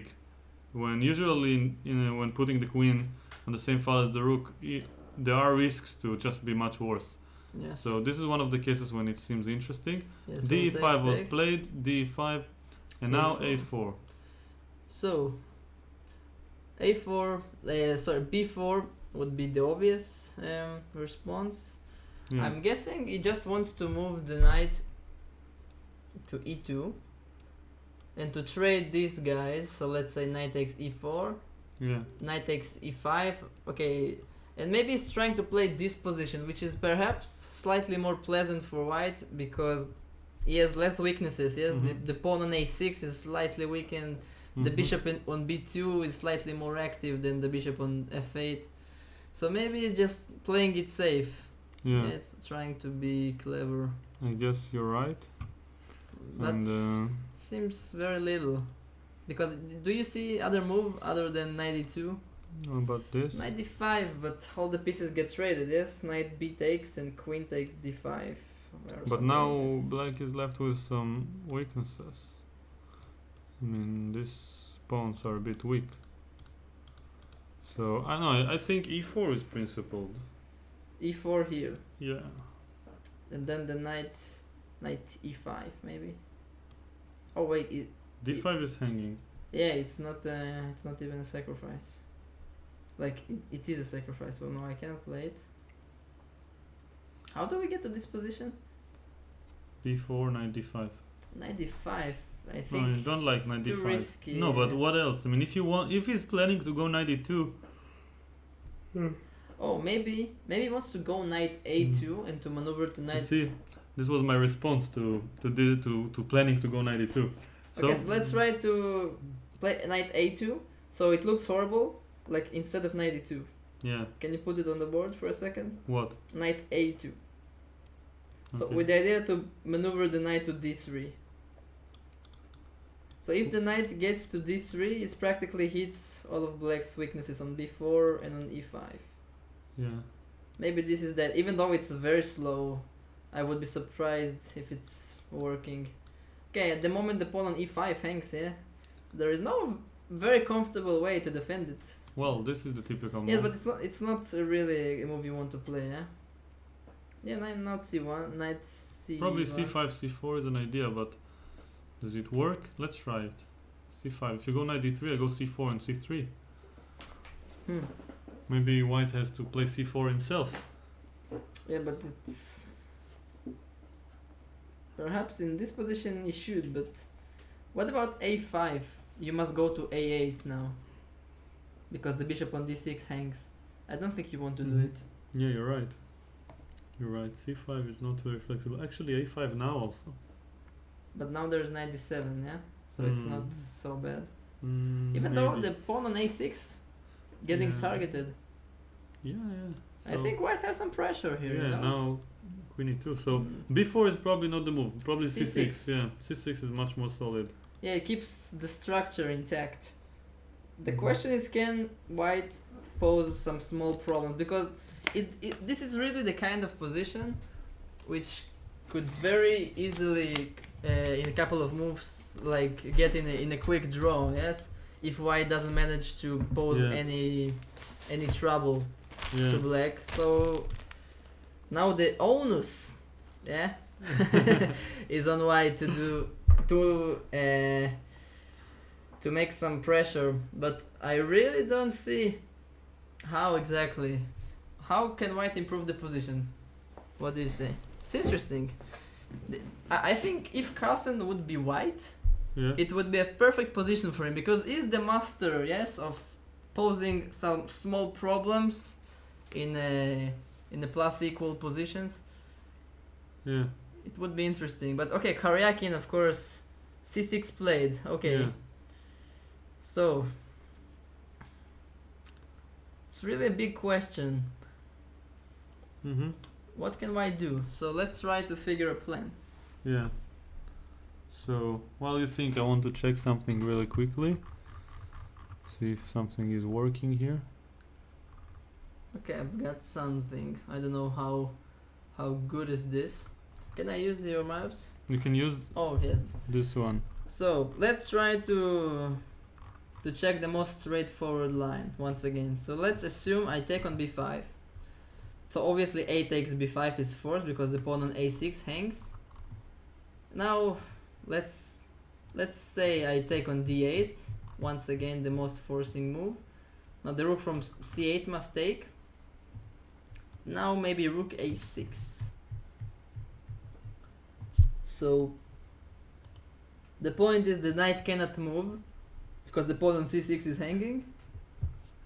Now black maybe needs to make some slightly uncomfortable move to meet this threat. So either he must play rook b8, which looks quite ugly to put the rook on such square. Or the second alternative is to play knight f to d7, and then it blocks the d file. And maybe white can put some small pressure in this position, but the position is so symmetrical that I think if black finds some good moves, it would be quite easy for him to equalize. Yeah. So I was looking at a takes and rook a6, but even this does not look too inspiring. What alternatives there are? So Tal, let me ask, which one of white's pieces you think is the worst? did you ask the first question whether black has a threat? Black doesn't have a threat. Okay, but you have to ask. Okay. This c6 create a threat. No, but okay, b4, but he could have also played b4 on the last move, so I cannot consider it as a threat. Nothing changed, this say. With The position is c6. awfully kind of symmetrical, yes? Mm, The white has a slightly more pressure, yes, because he has this bishop on b2. well, the pawn structure is quite symmetrical, but white on the queen side is the one pressing to open the file when he wishes. Oh, queen takes d8 and a takes b5 played. Let's check it. Queen takes d8. According to the chat. Queen d8, a b5, a b5. Correct. So this is what I was speaking, but yeah, in different order. and now then rook rook a6 a6. probably, yeah? Mm-hmm. I don't see other move. Okay. Now rook a6. But I'm surprised they played it so fast. So which piece didn't work? I didn't answer your question. So In this let's position, see the if rook? let's see if we're thinking about the same piece. Well, as far as I can see, this guy Yes, this guy is completely jobless. jobless, unemployed. He's jobless. Is unemployed? So We should use this term on our Twitch channel, yeah. So for sure. yes, So if I could juiceless. juiceless. Yes. So if it's possible, I would kind of move it away one square to the right to Yeah. d3. Would be great. Yes. And then One everything, and then it would It's be. like he's dancing. Move to the right. Yes. One So square. did rook a6 was played? This does not seem very convincing. Was rook a6 played? Not yet, as far as I can tell. Who is leading by time, people? Let us know. I'm guessing that Karjakin that Carlsen is leading by time because Karjakin was thinking for a long time on these past few moves, and Carlsen is just banging moves very quickly. It's like he thought about knight c4 for like almost half an hour, and then he like saw everything, yeah. Yeah. And now there's no more requirement to think. I think Carlsen thinks on the opponent's time. Mm-hmm. I mean, more efficiently than Yeah. others. This allows him to play very quick moves. I think one of the noticeable players in our country which likes to do it. You know who I'm talking about? Definitely. So I was thinking about Tamir. Which one did you think about? I'd rather not say. Really? Tamir Nabati, the member of the Israeli national team. Yeah. So he said it to me. He likes to think on the opponent's time a lot, and then he has this thing that he plays a lot of quick moves after his opponent played non-trivial moves, but Yes. a lot of time very good ones. Yes. So, but it's not possible for everybody to do it. It's hard. It requires a lot of concentration. Yes, it's also kind of difficult to force yourself. You say, okay, Some form of killer instinct. Really? I like to Yes. call it. so 53 minutes versus an hour and 3 minutes. Okay. Thank Yeah. you, Peter Larsson. So I'm really kind of thinking that what will happen on the next moves. I hope it would not happen, but that Carlsen will find some precise moves to equalize his position, and the game would be completely dead because of the symmetrical pawn structure. Mm-hmm. So we are very likely to get a quick draw here, but we will see. Also likely for white to pressure and for black to defend for a long Yeah, time. but Carlsen, I mean, Right. do you really believe he won't find the best way to equalize? It's so unlikely. Well, sometimes there is no best way to equalize. It highly I don't depends know. on the position. So I think that probably rook b8 seems forced. I wonder what is considering maybe knight fd7. Yeah, knight fd7 looks. There is also bishop c5. There is b4 maybe. Perhaps Let me show it. over there. Oh. So if bishop c5, it's slightly risky move because there is perhaps b4.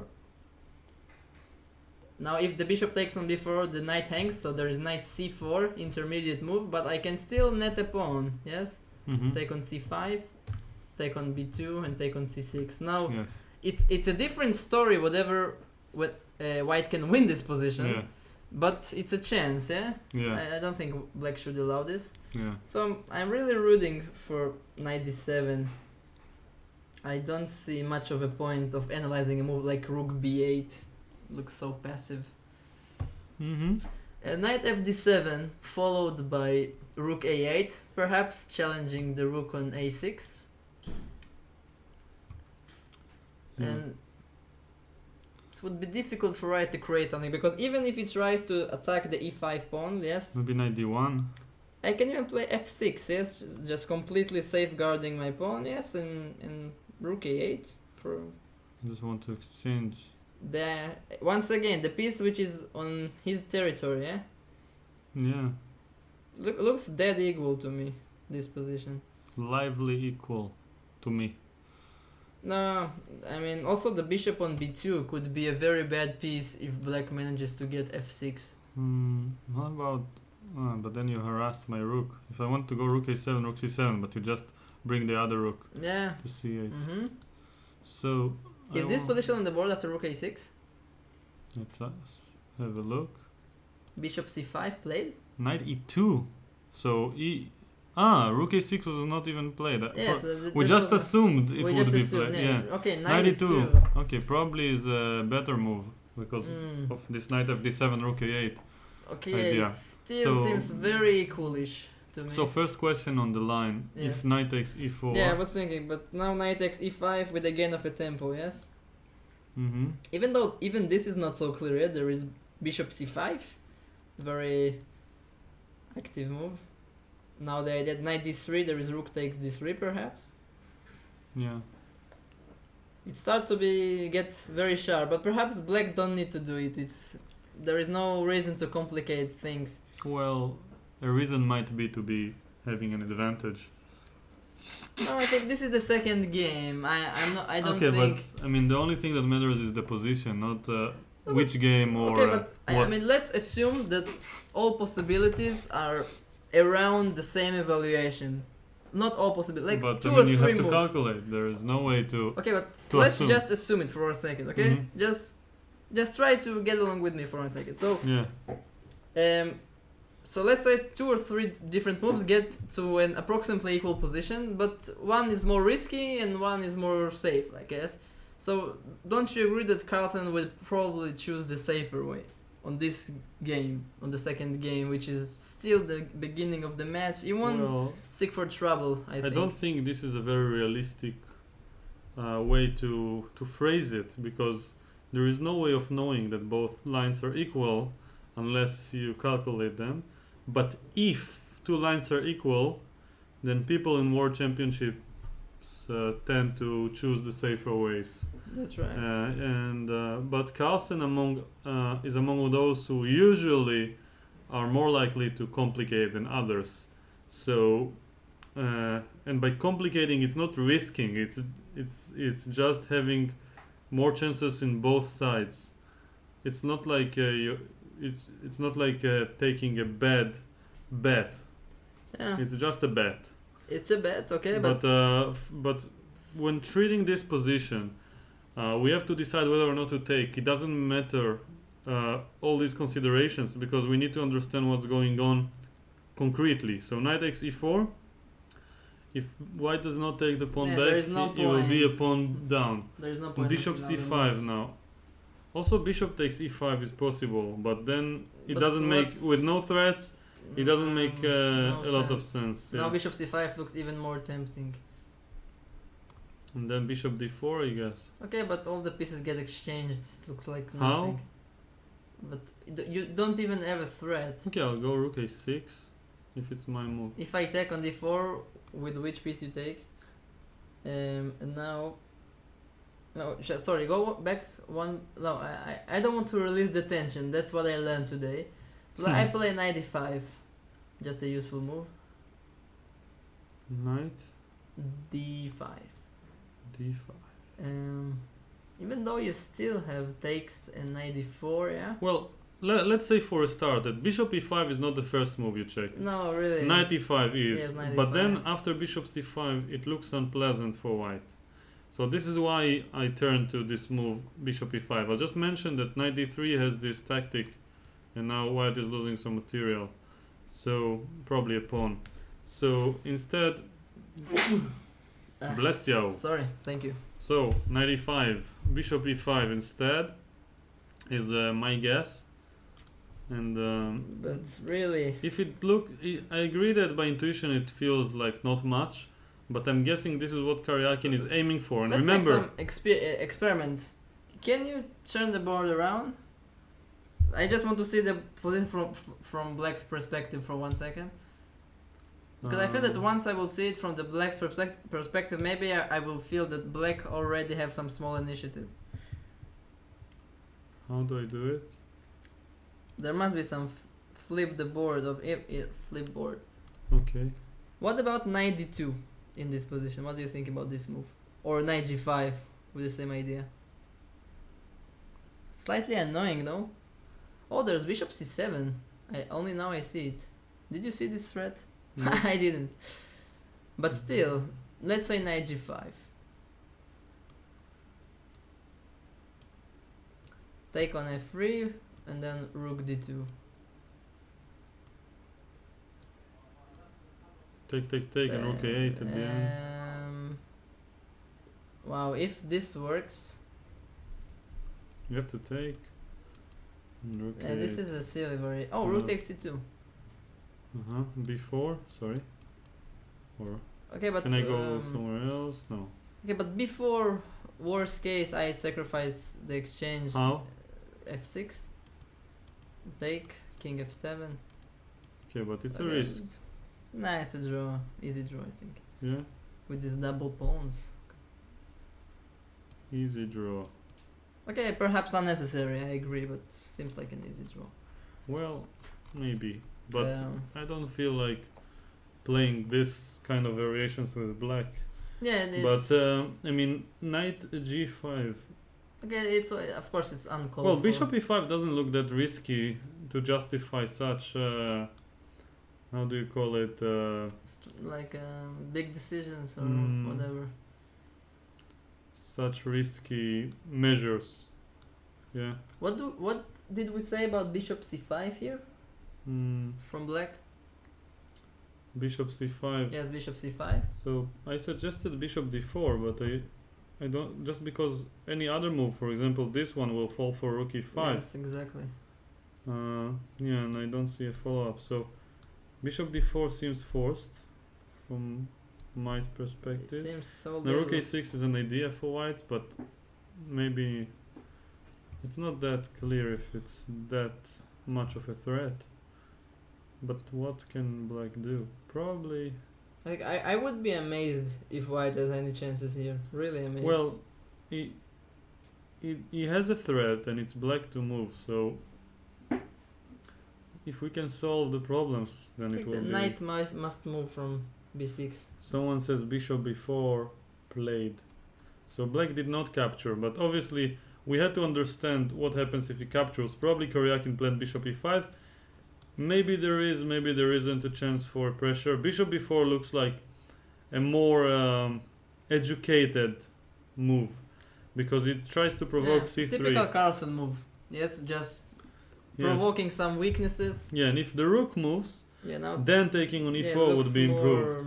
Yeah, without the rook on e1, a lot of tactics doesn't work anymore. I'm guessing knight on e2 is hanging. Yeah, my guess is that Karjakin did not check this move very deeply in his calculations, but I guess we'll find out by the amount of time he will think. Yeah, So this game is very drawish, as somebody, Kevin Martin, asks in the chat. Looks extremely drawish, but you know, well, maybe in this point of the game, there is no point in mentioning the result. No, it's drawish. Well, it has a tendency to go to a draw. It's not such a risky thing to say. No, but maybe it's more civilized to say equalish, because no, there's a difference. Equal can be very complicated. Yes. Yeah. Like there is dynamically equal. Yes, chances for both sides. But this is drawish. Okay. Like on this level at least. One of the main complaints of people who watched the let's call it the broadcasts in the past is that the word draw kept occurring many times instead of analyzing the different options.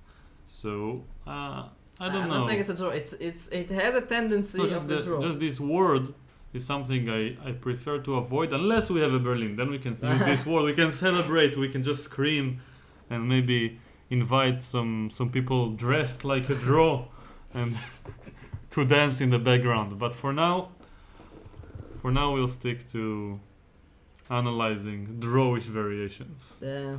So rook d1 seems like the most Yes. Now actually I think logical. rook takes d1 first is the most precise. So the e2 knight would hang in some variations. Like after the e line is opened. I think Karjakin must play bishop c3 and offer a draw or something. What is the word that was used the most in the past minute? The winner will receive. Well, no, we will draw a prize for the winner. We will draw a prize. Yeah. Because this, I can imagine this variation somehow going wrong for white. Because he has a lot of hanging pieces. All of his pieces are not well protected. So this is a very similar position to the one we have seen. But now the knight on e2 kind of hangs in some variation. Yes. So let's try to think. Yeah. By the way, I just want to mention that Carlsen did not use all of his magic in the first game. He still has some magic left in his stash, you know, in his magical stash. So he can. This is exactly what I said. That he is not trying too hard right now. I think on the first games. So bishop b4. What is white going to try? Let's just assume he'll play rook d1 as we said. By the way, I want to mention that why are we checking the move rook d1? Maybe you want to explain to the audience why we are not even checking a move like c3, for example. So c3 will block this bishop, and the pawn cannot go back. So it can, if it stays here, it's definitely gonna be a concession, and if it will go forward, then it's not very likely that it will be that good for white. So after the bishop moves, even though black lost some time, let's say goes to c5, this move is quite the concession. Yes, So- it's exactly what Carlsen wants Yes. when playing a move like bishop b4. Bishop c3 C3 is played. Bishop takes c3, knight takes c3, someone mentions. Okay, Well, I really don't want to use the word you said, okay. the D word, but really, do you imagine any Diversity. result?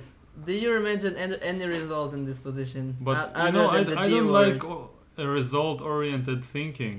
I don't think it makes sense. We're playing a game. It's like, you know, it's like in life. We just want to live. We don't want to think about the result. Oh, of, you're so wasted in your chess career.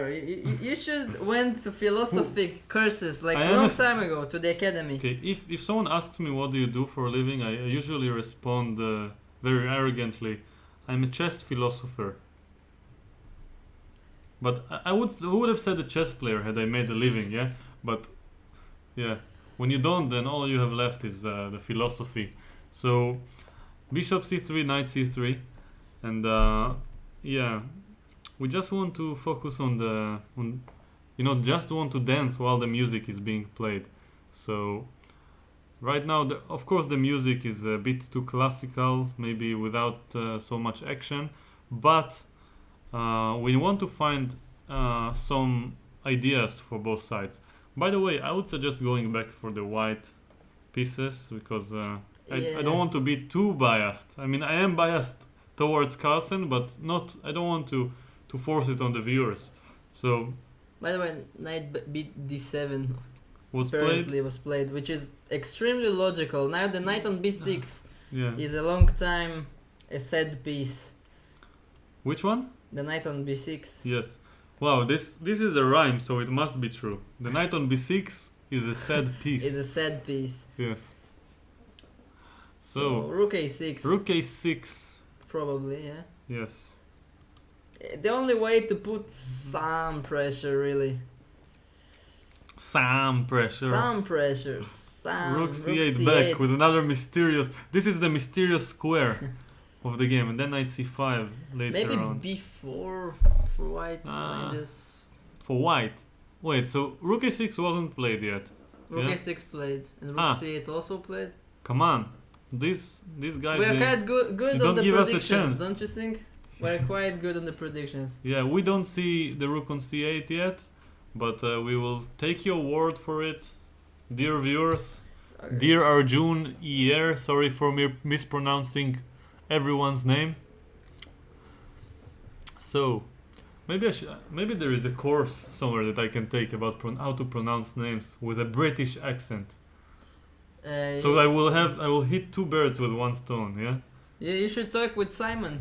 Yes. Simon Williams. Yeah, I am playing in the same team in the French league with him. So when I meet him next time, I'll ask. Maybe in between games, he will provide me this course, pronouncing names with an English accent. Yeah, well, you know, I always say that if I had a good British accent, I would never shut up. If I had a bad British accent, I would never shut up. I think it's pretty safe to say I don't shut up in general already. Yes. So I we might as all well know have the that. accent, yeah? We all know that, Al. Yeah. We just feel bad saying it to you. Yeah. What do you think about the move b4 here for white? I think the last chance. Because the last chance. Because obviously black wants to play knight c5 here. The last chance. Come No, on, it's I'm serious, I'm being extremely serious. dramatic for this position. The last chance to make some difficulties. Okay, let's say. Karjakin's last hope in this match is to play b4. That's my guess. Okay, so rook c8 was played according to our friends here, yeah? We will believe it because it's very sensible moves. So I want to play b4 here. So No, I'm just reading the chat. why? You both have a bad English accent. Thank you, sir. Of course we have a bad English accent. Yes. Otherwise, we would be in other places right now. Yes, in life, yeah, probably would have a bigger apartment with a lot of, I don't know, I don't know this word in English. We would be also more popular among women. No, what I meant to write, be careful what you're saying. We're both very close to getting married in the next few years, yeah? We don't want to ruin it just because of this one game. You should also be, because Leat is watching, you know, don't give her ideas. Mm-hmm. I don't know if my girlfriend watches, but if she does, you know, after this she will say you gave her the idea. Mm-hmm. Oh yeah. Don't be. Now I'm following your line of thinking. You should be like in chess. I should focus on ideas that cannot be used against us. Yeah. So let's focus on B4. Yes, B4. B4 cannot be used against us. Then suddenly every single game everyone plays one B4 and beats us. And just in principle. So, because what I just said. So I would try not being so dramatic, but what I wanted to say that B4 seems to me like the only way to try to pose some small problems to black, because if he manages to play knight c5, I think black is maybe even better, yes, because he's threatening b4 and Himself. taking the pawn on e4. Yeah, it's very logical. What about c5? Yes, that's the point. Now I want to play knight x b5 and there is knight d6. It's very important, winning in exchange. Or maybe even So this is not not c5. working. Wait, even this is not working because Rook there is b8? rook e8. No, like in this position. Takes and rook e6. Oh yes, this is even better. Rook e8, rook e6, yeah. You know, Rook c2 when even these variations doesn't work for white, it says something about black's position, about the solidity of his position. Don't you The think? solidity of black's position. Yeah, that's... Come on, I am speaking bad English. You laugh at me. No, I'm trying to be no. a good English speaker. I'm not you're laughing at me. you. Come on. Come I on. admire these words. You- Not even your English. It's not about you. It's about the word solidity. The solidity. It's like I remember Svidler in this last banter mentioned that black's position is very solid and fluid, and then you realized he said these both terms in the same time, and it felt wrong. Solid and fluid at the same time, and nobody mentions a position as gassy. You know, maybe some sharp positions should be referred to as a gassy position. What do you want to say by a gassy position? Like it's gonna explode or just very sneaky. You know, you can't grab it with your hands. Whatever you do, it runs away. I never from heard about it, but solidity. You see, people in the chat admire this word as well. It's not about you. So yeah, this situation here, b4, is probably not going to yield in advantage after c5. oh, yield is also a good word. Yes, yield. Yield. You can say it in Russian accent. I- Yield. For me, which I'm from Russian origin, it's very difficult to say this word without a Russian accent. Yeah, I mean, you can use the word gassy to also describe a position that smells bad, yeah? And so, but there is already fishy for it. People say the position is a bit fishy, yeah? Yeah, fishy. I like to say this word. Especially if Vichy is the one who's playing, yeah? Vichy's position is fishy. That's good. Yeah. Tal has gone mad. Okay, I guess we should focus on the position. Yes, so what can we do now? Guys, we are not the one who spelled Magnus wrong. Don't blame it on us. And we please. tried to fix it, but for some reason Even though something happened here. Look, when I try to fix it, I get this in my face. Even though it's funny, yes, mangus. It sounds. Let me try it for It a moment. sounds like something you eat. Do you want some mangus? This is not how it should. It doesn't look good, yeah. So I can't fix it. I have the fixed version, but it just doesn't work well with our current settings. So you guys will have to be patient. It doesn't work well. So yeah, Magnus Carlsen. We can misspell the names on purpose just to avoid any copyright issues. You know, this would be nice. Wow. This is genius. Imagine the possibilities. Wow. I can probably start writing some random names, and that's what all people will talk about in the chat. Yeah, Wow. and we will claim that this game is played in some children tournament Yeah. in Tel Aviv. We're just streaming Why it. Tel Aviv? Let's go far, beyond our imagination, our wildest dreams. Let's say in Hogwarts. Hogwarts Championship, under 8. Why not? Why not? I have a question, by the way. Speaking of the movie industry, if someone is playing a role in a film, and let's say it's a very small role, like they say one sentence, like "these pretzels are making me thirsty," and then he is leaving the movie, the film. There is a word to describe this small role, but I don't remember this word. I used to know it.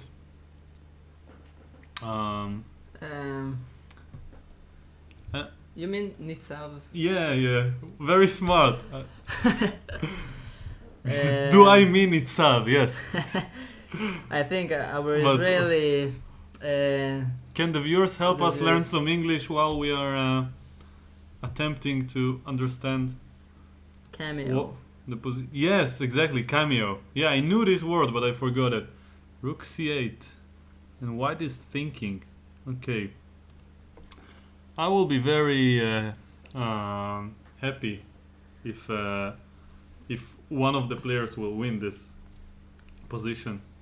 It will disprove everything we just said, and therefore we will learn even more. Why am I always using the wrong? So, So, do you think? Hello to Michael Novik.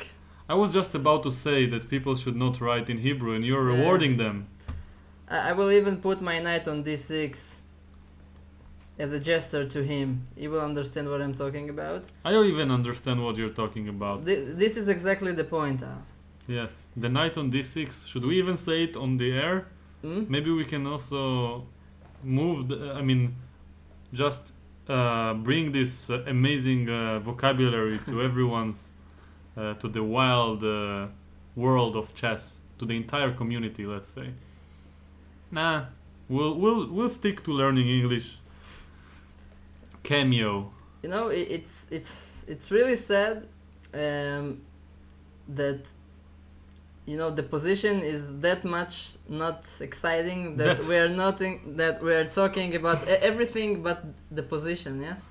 Everything. Before played. Before. Yes. C5 is our guess. Carlsen is like banging C5. The last comment is nice. Yes. But I'm really predicting that now Carlsen will calculate for some time and will play c5. Yeah, people are smart. People are very smart here. So, what do we have? No, but I think if you notice, at least I think I noticed that whenever we speak about the position, we have like half the amount of the viewers. And then we start speaking about nonsense and we gain viewers all the time. And it's a bit puzzling for me, yeah? Because we when we were talking about the position, we said words like solidity, yield, and all this. We learned about the word cameo, and then suddenly we start saying random nonsense. You're speaking people about love it. Hogwarts. I think when Yeah, exactly. When I said Hogwarts, when you said Hogwarts, all the Harry Potter nerds came from their halls. Yeah, but I mean, maybe they. But how did they discover that I said it before coming to the stream? Maybe it was magic. How about maybe we should also mention Gandalf in the process? Yeah. You know, I have to tell you I'll one use thing. all my knowledge in. I will in tell the you one thing genre. about Gandalf. I'll tell you nothing. No. You know, About I'm Gandalf. freak of Lord of the Rings series, and okay, The Hobbit and all of this. And then I found out that This is one of those things you don't say on air. Okay, I know now we'll get much less views. It's okay. No, not only views. Trust me. We- I'm an engineer. Just listen. He's So- not an engineer. Okay. So, so I heard that she didn't see Lord of the Rings, and you know I was so upset, really, that I'm kind of keep mentioning it to her that she should see it, and she never does. I think this is the one thing. So maybe instead of streaming the game, maybe Wait. in case she's watching us, let's all watch together Lord of the Rings. We should just stream Lord of the Rings. Why not? I'm wondering, just for a moment, yeah? I haven't watched Lord of the Rings myself. And yeah, look at the look on his eyes. Really? And which one is more, let's call it unique? The fact that our friend here loves it very much, or the fact that I am not even aware of these movies? Who do you hate more? That's my question. And please don't say Hogwarts. So, Okay, so we are waiting for Carlsen to play c5. And meanwhile, you're asking some random questions, yeah? Lord of the Rings. Nobody seems to respond other than mentioning that I'm insane. Probably because I didn't watch it, yeah? Not because of anything regarding my behavior. So, Hagrid versus Gandalf. We should see a chess boxing match between the two, right? No, it's a very big dispute which one of these is more cool or just cooler. Or taller. Taller? I love it when they bring statistics from these like superhero movies. I mean, I don't love it, but I love the fact that people do it. You know? Just all this different random information. I saw one title on my suggested videos. How much does Thor's hammer weigh? I think I saw this one You actually. saw this video? I think I did. It's amazing. Oh my god. How fast is the Flash by meters per second? The Flash? How insane is Tal How insane is Tal? by Lord of the Rings currency? I So did not watch Lord of the Rings, really. I probably watched the first movie and fell asleep at some point because it was too long when I was no, like come on, no 10. excuses. I mean, till this day, I have not watched it even once. So, I'm mean, not a big fan really, of the but fantasy genre. until this day, I was really thinking whether to be your friend or not. But after this, I mean, it's you really came here to difficult. discover whether or not I'm worth being your friend, and you discover that I don't want Lord of the Rings. But if I would spend time in the genre of fantasy, I would probably fantasize about a decisive result in World Championship games. You know, that's what I'm thinking about. So, yes. so Tal, did you brush your teeth? Oh, you watched it yesterday. Hmm? Did you watch yesterday's stream or are you just No, asking in general? somebody in the chat is No, asking. So he asked it because he was watching Yes. yesterday when I mentioned at the end whether or not I should brush my teeth I'm sitting next to Tal. while streaming. I'm sitting next to Tal and kind of taking his breath, so I can say that no. Yes, and I am sitting next to Asaf, and yeah, I just wanted to say something back in the same context, but I'm too kind. Oh, such a gentle soul, man. He watches Lord of the Rings. Come on, Carlsen, play c5.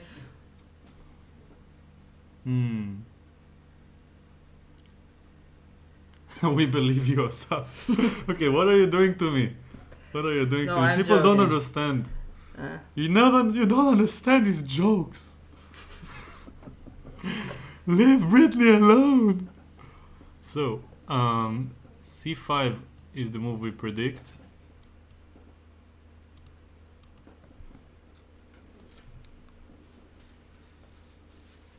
he played c5, or is it just a No, this is my guess.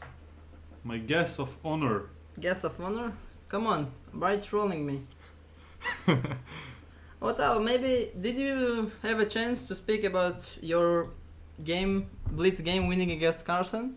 Because of the chat, someone is asking, how does it feel No, because I don't like emphasizing it, because then people would look up to me as if I'm supposed to know what I'm doing or saying, which is definitely not the case.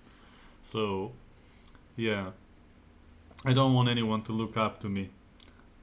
At least not until I learn how to play chess properly. So, let's see. By the way, there is one game that is called Will You Press the Button? Have you heard of it? nope.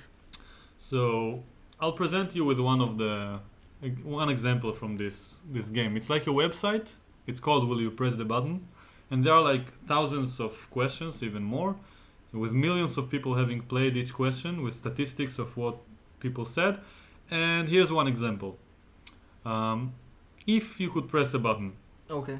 and you will go to the Lord of the Rings realm, to the world of Lord of the Rings. However, all the main characters hate you. Then, will you press this button? Why should I? No, just a random question, and then you have to answer whether or not you press the button. Answer is no. If Gandalf would hate me, he could do all kinds of bad things to me, you know? Okay. Hagrid would probably not, so that's an argument. Not that I'm a big fan of either of those, but I did watch the Harry Potter movies when I was young enough to like the genre when Harry Potter first came out. I know. I think the first movie, when it got out, in my school, everybody started to use these cards of Harry Potter. Yeah. You had this? I was very good at like taking everyone's cards away in this game when you put them on the floor and then start trying to flip them. I remember at some period at how do you call it, elementary school, I would go each day to school with 10 cards and come back with 100 back home. And I would never find those 4 that I needed to finish the how do you call it, the sticker notebook. I don't know even how to say it. It was like you had to, the cards were stickers. I would miss the same this. 4. The Diagon, Simtat Diagon, I don't even know how to say it in English. Simtat Alley. The Diagon Alley was missing. Diagon Alley. It's like a bishop going Diagon Alley. Yes. Now I'll remember it forever. You see, that's why we are doing it. Yeah. So it was missing. Just a second, I want to answer something in the chat. Yes. So when am I going to gain my Grandmaster title? So So first of all, I do have 2 Grandmaster norms. So I only need in case one. You were asking. Yes, but so I only need one, norm. But each norm is so difficult, really. To achieve, yeah. It's almost ridiculous to play a whole tournament on a 2,600 level, don't you think? Even a Grandmaster, for example, you have a 2,550 rating approximately. I love being an example of a Grandmaster. Yes. It implies that I know something. So let's say in your past 10 tournaments, how many of them did you play above 2,600 performance? All of them. Huh? Since I became a Grandmaster, all of them. Really? That's why my rating is low. No, I'm just, as I remember, I actually made about 3 or 4 Grandmaster norms last year, but I also lost these points in other tournaments. I actually played in Grandmaster norms as the tournaments as the Grandmaster and just ruined it for everybody. So this is actually fun. You should try it once. I will.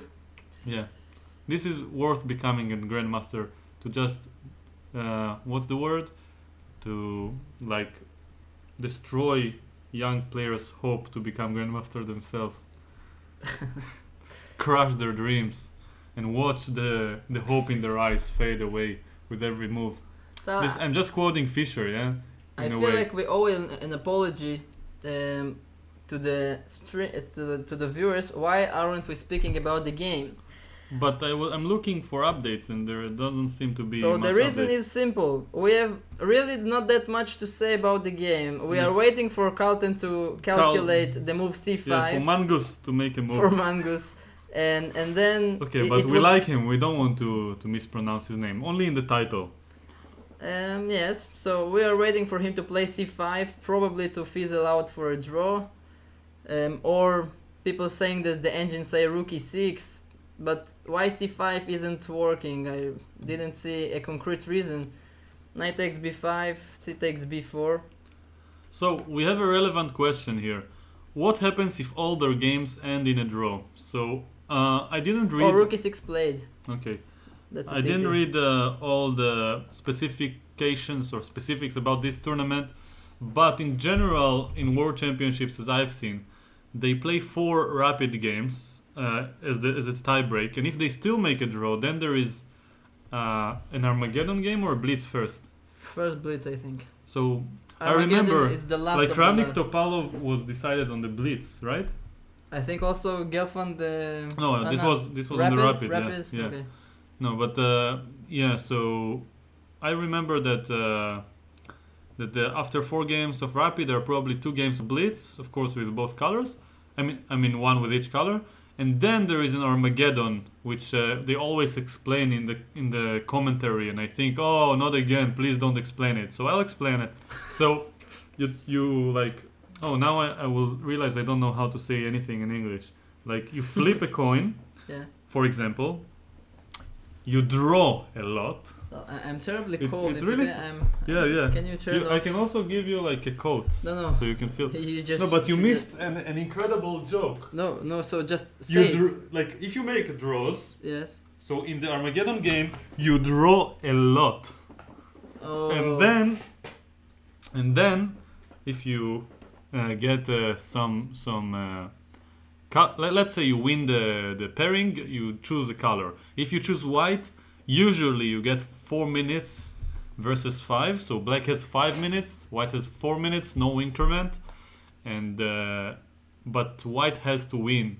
No, sorry, white is 5, black has 4, so black has 1 minute less. Plus white has the first move, so he gets 2 small advantages. But a draw is considered as a win for black. This guarantees that there will be no draw in the match.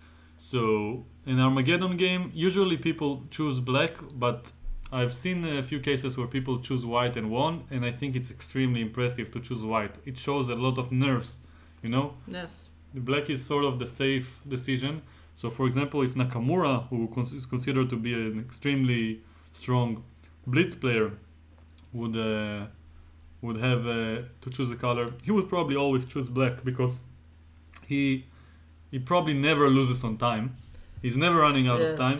So in a draw is the most likely result in a blitz game when he's playing. I've seen like, I think it was Gibraltar one time when he played against Vashiel Agraev, MVL, and they were like playing the blitz games for the title, and they just made a lot of draws all the time, and it was it was very difficult to win even with white for both of them. So yeah, I feel like I've pretty much talked enough about the system, and And also now we have a I've move. officially became a commentator. Yeah, that I'm equally annoying as all of them have been to me. So Rook b1 played. What do you think about this move? A bit silly, no? someone is asking in the chat, how is anyone supposed to follow what you're saying? I'm assuming implying that we are so good looking that that they can't follow anything. But yeah. So I feel kind of bad for mentioning silly comments where some people actually have smart comments in the process, but well, I guess that's because I'm silly sometimes, yeah? Yeah. Rook b1, what? I said it like 5 times that this is the move which was played. Uh-huh. So I'm just guessing it's a deep prophylactic against c5, yes? Yeah. So if white is anticipating the move c5 and then he can exchange everything and take on b5. But really, I'm surprised the game is still going on. It's so... I'm surprised that he is surprised. It's so awfully symmetric. I mean, what do you think the one of the two to like be the one who is trying to do something. So which one is pushing? Which and of course the question is not who is Who is pushing and who is poking? That's Yes. the question. and it's not necessarily mean the one who is pushing is necessarily better in any sense, yes? But who is the one who is trying to to push, in your opinion? I think that okay, I'm tackled here. Guys, help me in the chat. Which one is trying to push? Probably white, because his rooks are a little bit more active. But knight on d7 is cool, yeah, he's cool. And the knight on c3 is kind of still there. As we mentioned earlier, we want to improve him. But the e4 pawn is not protected, so otherwise. So rook b1 is another mysterious rook move, by the way. It's not that mysterious, it's just a prophylactic move, but no? none of them is truly mysterious when you think about it, but Right. just referring to it like to a complete beginner it will look very passive, but it's a prophylactic move against c5. And whenever I see some mysterious rook move that's prophylactic, I immediately think about Dvoretsky and how much I enjoyed suffering with his books, yeah, when he gave all these exercises. Yeah, but I mean, do you really I really find hard to imagine that on the next moves black will not play the move c5 in some moment and just liquidate everything to some everything to some into solidity. into some one-sided all of the pawns would be on one side and with just an instant draw. Maybe we should watch a bit of the football match of the video of the game. Are you kidding me? Nah. Are you really kidding me? No, I'm just it's like I was curious if any of them offered the draw. Okay, let me explain something, because we started late, we didn't have time to talk about it, but the rules are, I mean, I'm probably gonna get sued anyway, so I better be let's say on the legal side of the lawsuit. And the only illegal thing that's beyond doubt is looking at the official site, either the moves or or especially the video. Yeah. And yeah, we will never ever get back together if we do it. Okay. You will never see me again. Not because I'll be mad. I'll probably be in prison in Mongolia or something. Yeah. Mongolia. You chose some random country. Well, they in the have to world. find a court that will find. Okay, I don't want to say anything farther on the topic. I'm just digging my own grave here. Yeah. So let's see. Okay, so I'm just I wonder if anybody in the chat knows. Sorry, is anybody in the chat knows whether there was some draw? No, They're watching offer, us. Draw offer during the game. Okay. No, because it would be very interesting to know if like one of the sides offered a draw and the other side declined it. Yes. So maybe we will have more idea of like what is going on. So let's send all our viewers to other streams. So No, maybe someone knows. I don't know. Yes, maybe you can check what they're saying on the neighboring stream, and let us know. So No, come on. Maybe somebody knows. Because I don't. It doesn't matter if anyone offered a draw, because if they refuse, then it's okay, and if they agree, we will know eventually. Again, this idea of thinking about the result is not part of my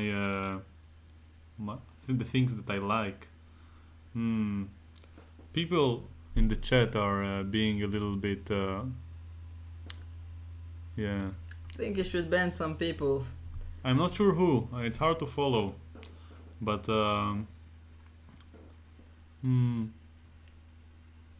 so let's mention one thing. I would like to encourage whoever wants to watch, let's say, high quality video and the official commentary, to invest the small fee of $15 to actually watch the match. I think it's not such a bad investment, and I would have done it myself if I had the option to watch it instead of streaming. But I mean, I chose to stream. But this, I heard they have 360 degrees view and virtual reality. You put the glasses and you can smell Carlsen. You can smell Carlsen. That is interesting. You can probably pick his brain and like you see what he's thinking of. Yeah. Mhm. You can also hear his thoughts. I mean, only for $15. So, no, but actually, virtual reality is really cool. You feel like you're really there. So, Well, somebody in the chat said that perhaps there is a 30 moves no draw rule. Is it applies in this match? I don't know. It should because it's very common in World Championships in general, in any official tournament to prevent a draw early on. And I like to see a 30 move rule in World Championships because to avoid a quick draw. But you know, in this position, it seems like both sides are really want to make the D word, but they just cannot do it. So they have to play some moves. But you know. Yes. By the way, how do you call it in English? I forgot. I want to learn more. When someone, like, it's not a barp.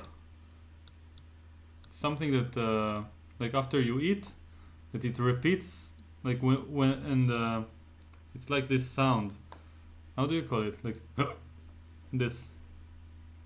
Barb? No. No, I think a barp is when you finish the meal, and it's a one-time thing usually. I have no idea.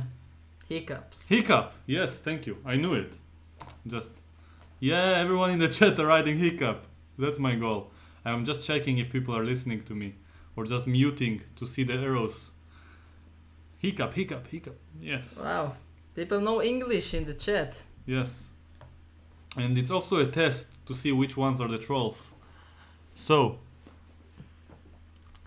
in Portuguese we call... Okay, but I don't want to read it in case it's a curse word. I don't want to take chances. No, don't take a chance, you know. Don't take a chance. Don't take a chance. Don't take a chance.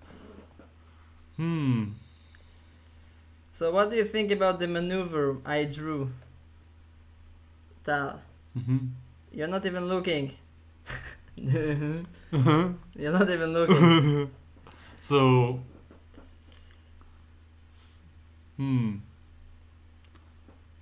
I'm not even looking. If black plays 98 here, what happens? So... what happens now? I mean, really, what? At least trying to do something, trying to get the knight to a better square. Do you have a better plan? Well, also, this. Yeah, actually knight c7 is also an idea, just to kick the rook from the apparently active square on a6. Yes.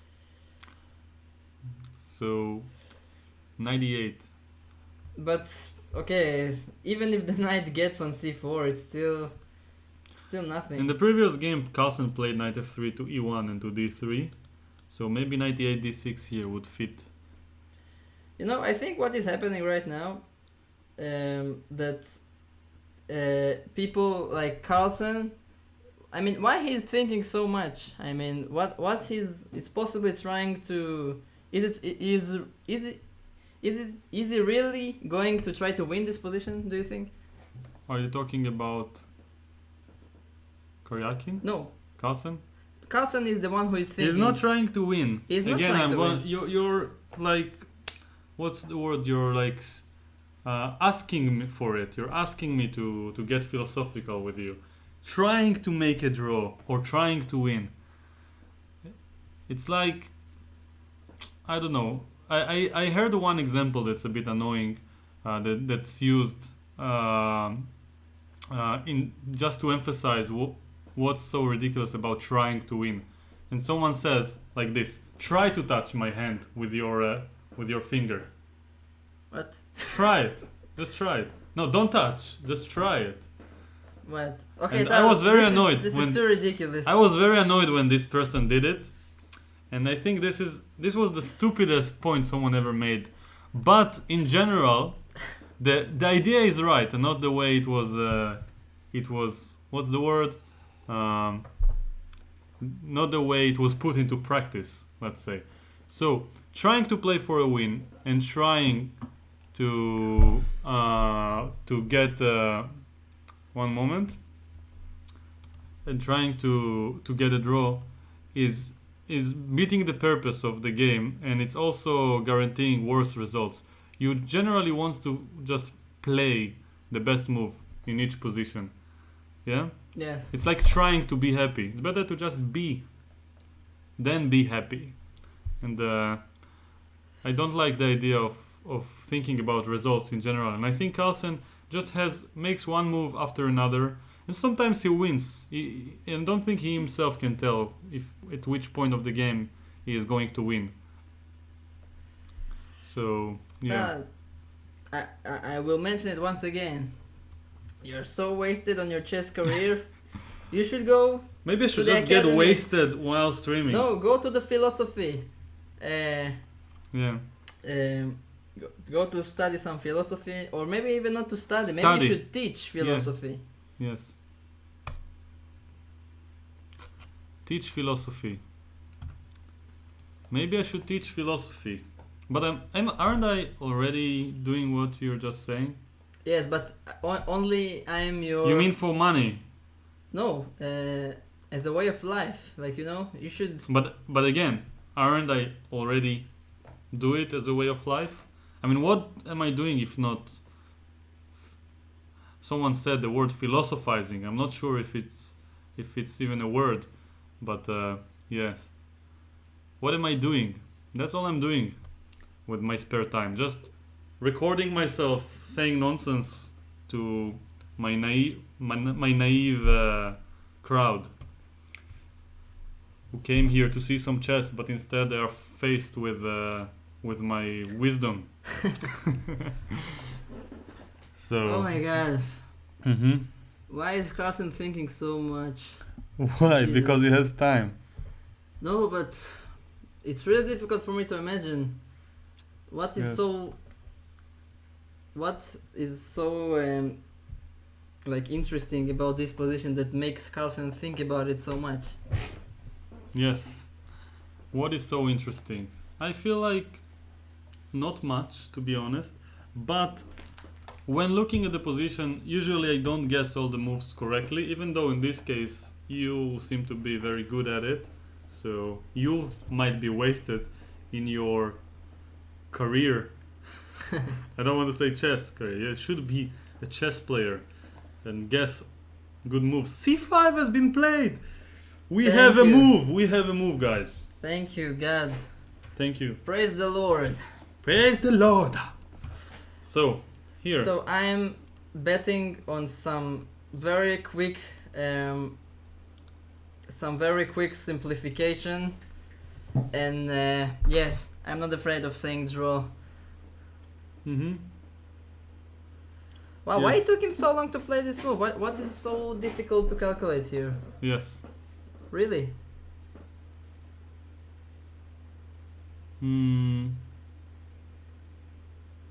I don't know. B takes c5. But even I want to say something. this. Yeah, rook takes e6, rook takes c5. Like what? Knight takes b5, or what? Now there is even a choice. You can take the e4 pawn, or you can take the c2 pawn. What would you take? I would take the e4 pawn. A more juicy pawn, because now there is knight d6. The juicier. The juicier pawn, because it's more difficult to defend the c2 pawn. Rook d1. Rook d1. Rook d1. The knight is hanging, yeah? Yes, also this guy. Yes, but if I just take on b5, And then this guy is hanging. yeah, and play rook So c5. rook d1. Rook d1 also, knight f2. Yeah. Okay, you take the juiciest pawn. I got it. Duly noted. I mean, if this game would kind of if this game would somehow get alive and there would be something interesting out of it, I would be extremely surprised. Yes. But who knows? Okay, Rook e6 played, or it must be. Yes, Rook e6 played. Yeah. This position is on the board. This is move number 28. Mm-hmm. B takes c5 is also to be expected, but knight b5 is an option. Yes, but it's about the same story, yeah? Only different details, I guess.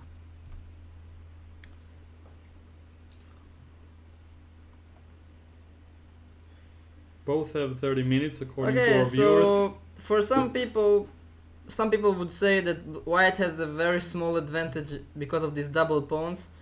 But the thing is, first of all of the pawns are on one side. So yeah, even if black passively defends these pawns, it will always be okay. They are also very difficult to attack, these pawns, yes? I mean, yeah. I think it's objectively just an equal position. Don't even slight chance. So let's just try to decide which one is. By the way, knight takes slightly b5. There is also slightly. knight takes e4 after knight takes b5. Mm-hmm. There is also knight takes e4. Mm-hmm. Rook e1.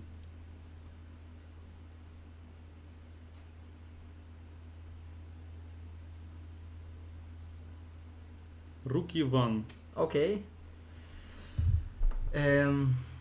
Knight d to f6.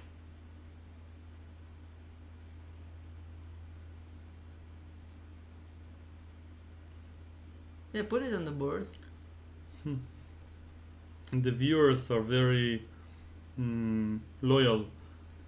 One wrote a message that he is going to send me postcards when I'm in jail. Thank you. And yeah, that's very comforting actually, because I was afraid of being Alone in jail. lonely. Yeah, but if anyone will send me postcards, then please put some studies in the back, so I have a way to pass the time. So rook takes b4 and rook takes c2. Someone is saying, but I don't understand where. I guess here. Rook b4, rook c2. Nothing special.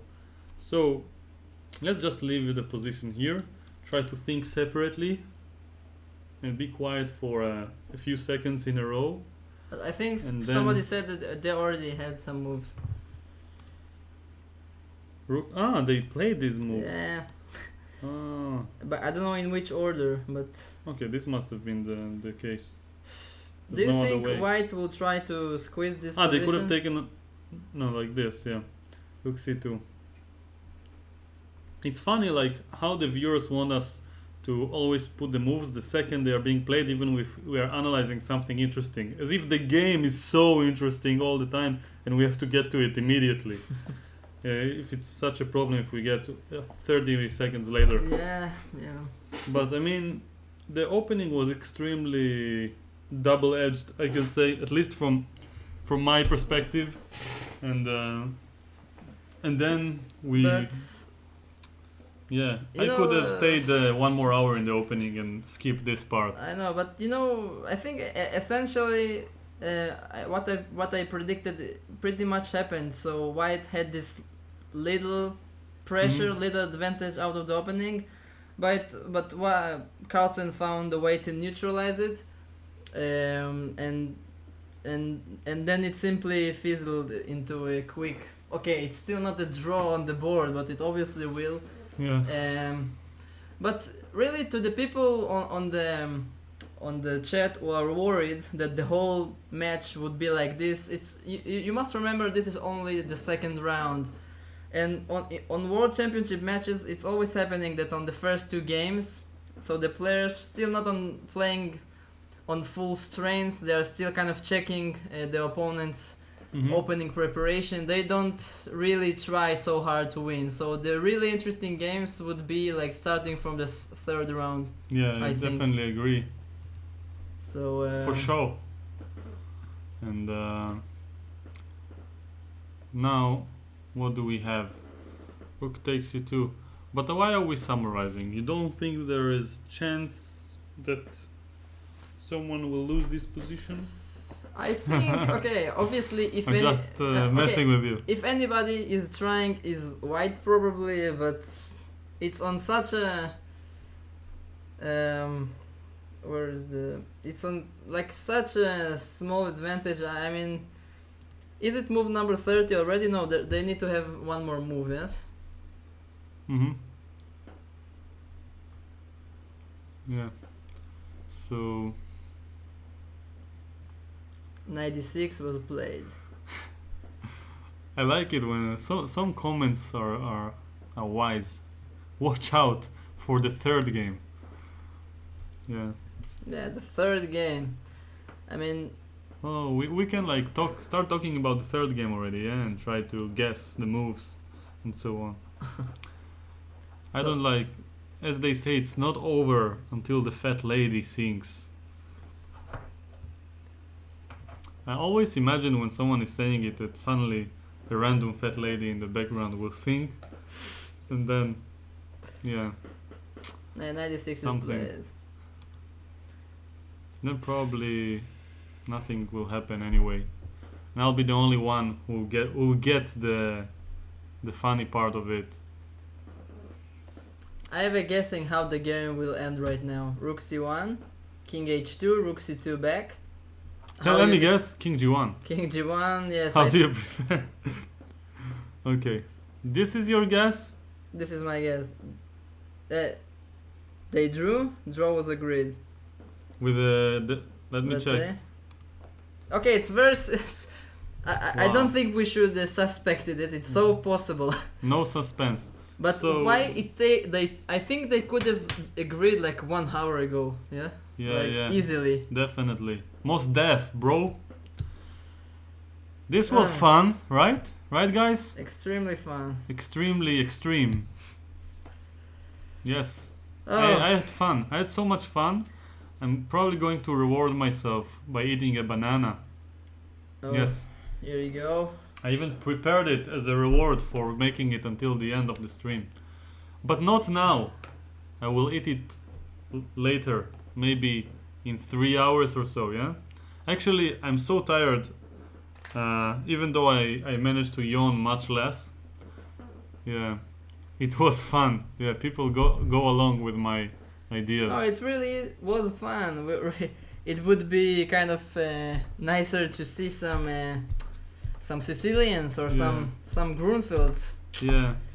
So I'm really looking forward to the recap tomorrow, where I'm going to analyze this game. Yeah. Yeah. It's gonna be fun. It's fun, going fun. to be extreme. I mean, the most difficult games to analyze are these ones. When fundamental. you need to find something to explain, and it's difficult. Yes.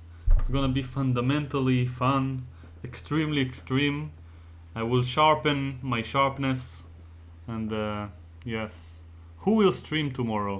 I will never reveal it. There is actually a free day. tomorrow. Yeah. Yeah. No, but I will probably make a recap with whoever random IM or GM I can find in the warehouse of Chessjuice, our Twitch channel. Let's just mention before everyone leaves us that this is a YouTube channel and we're doing all these things for free. And if you want to show some support, you can subscribe.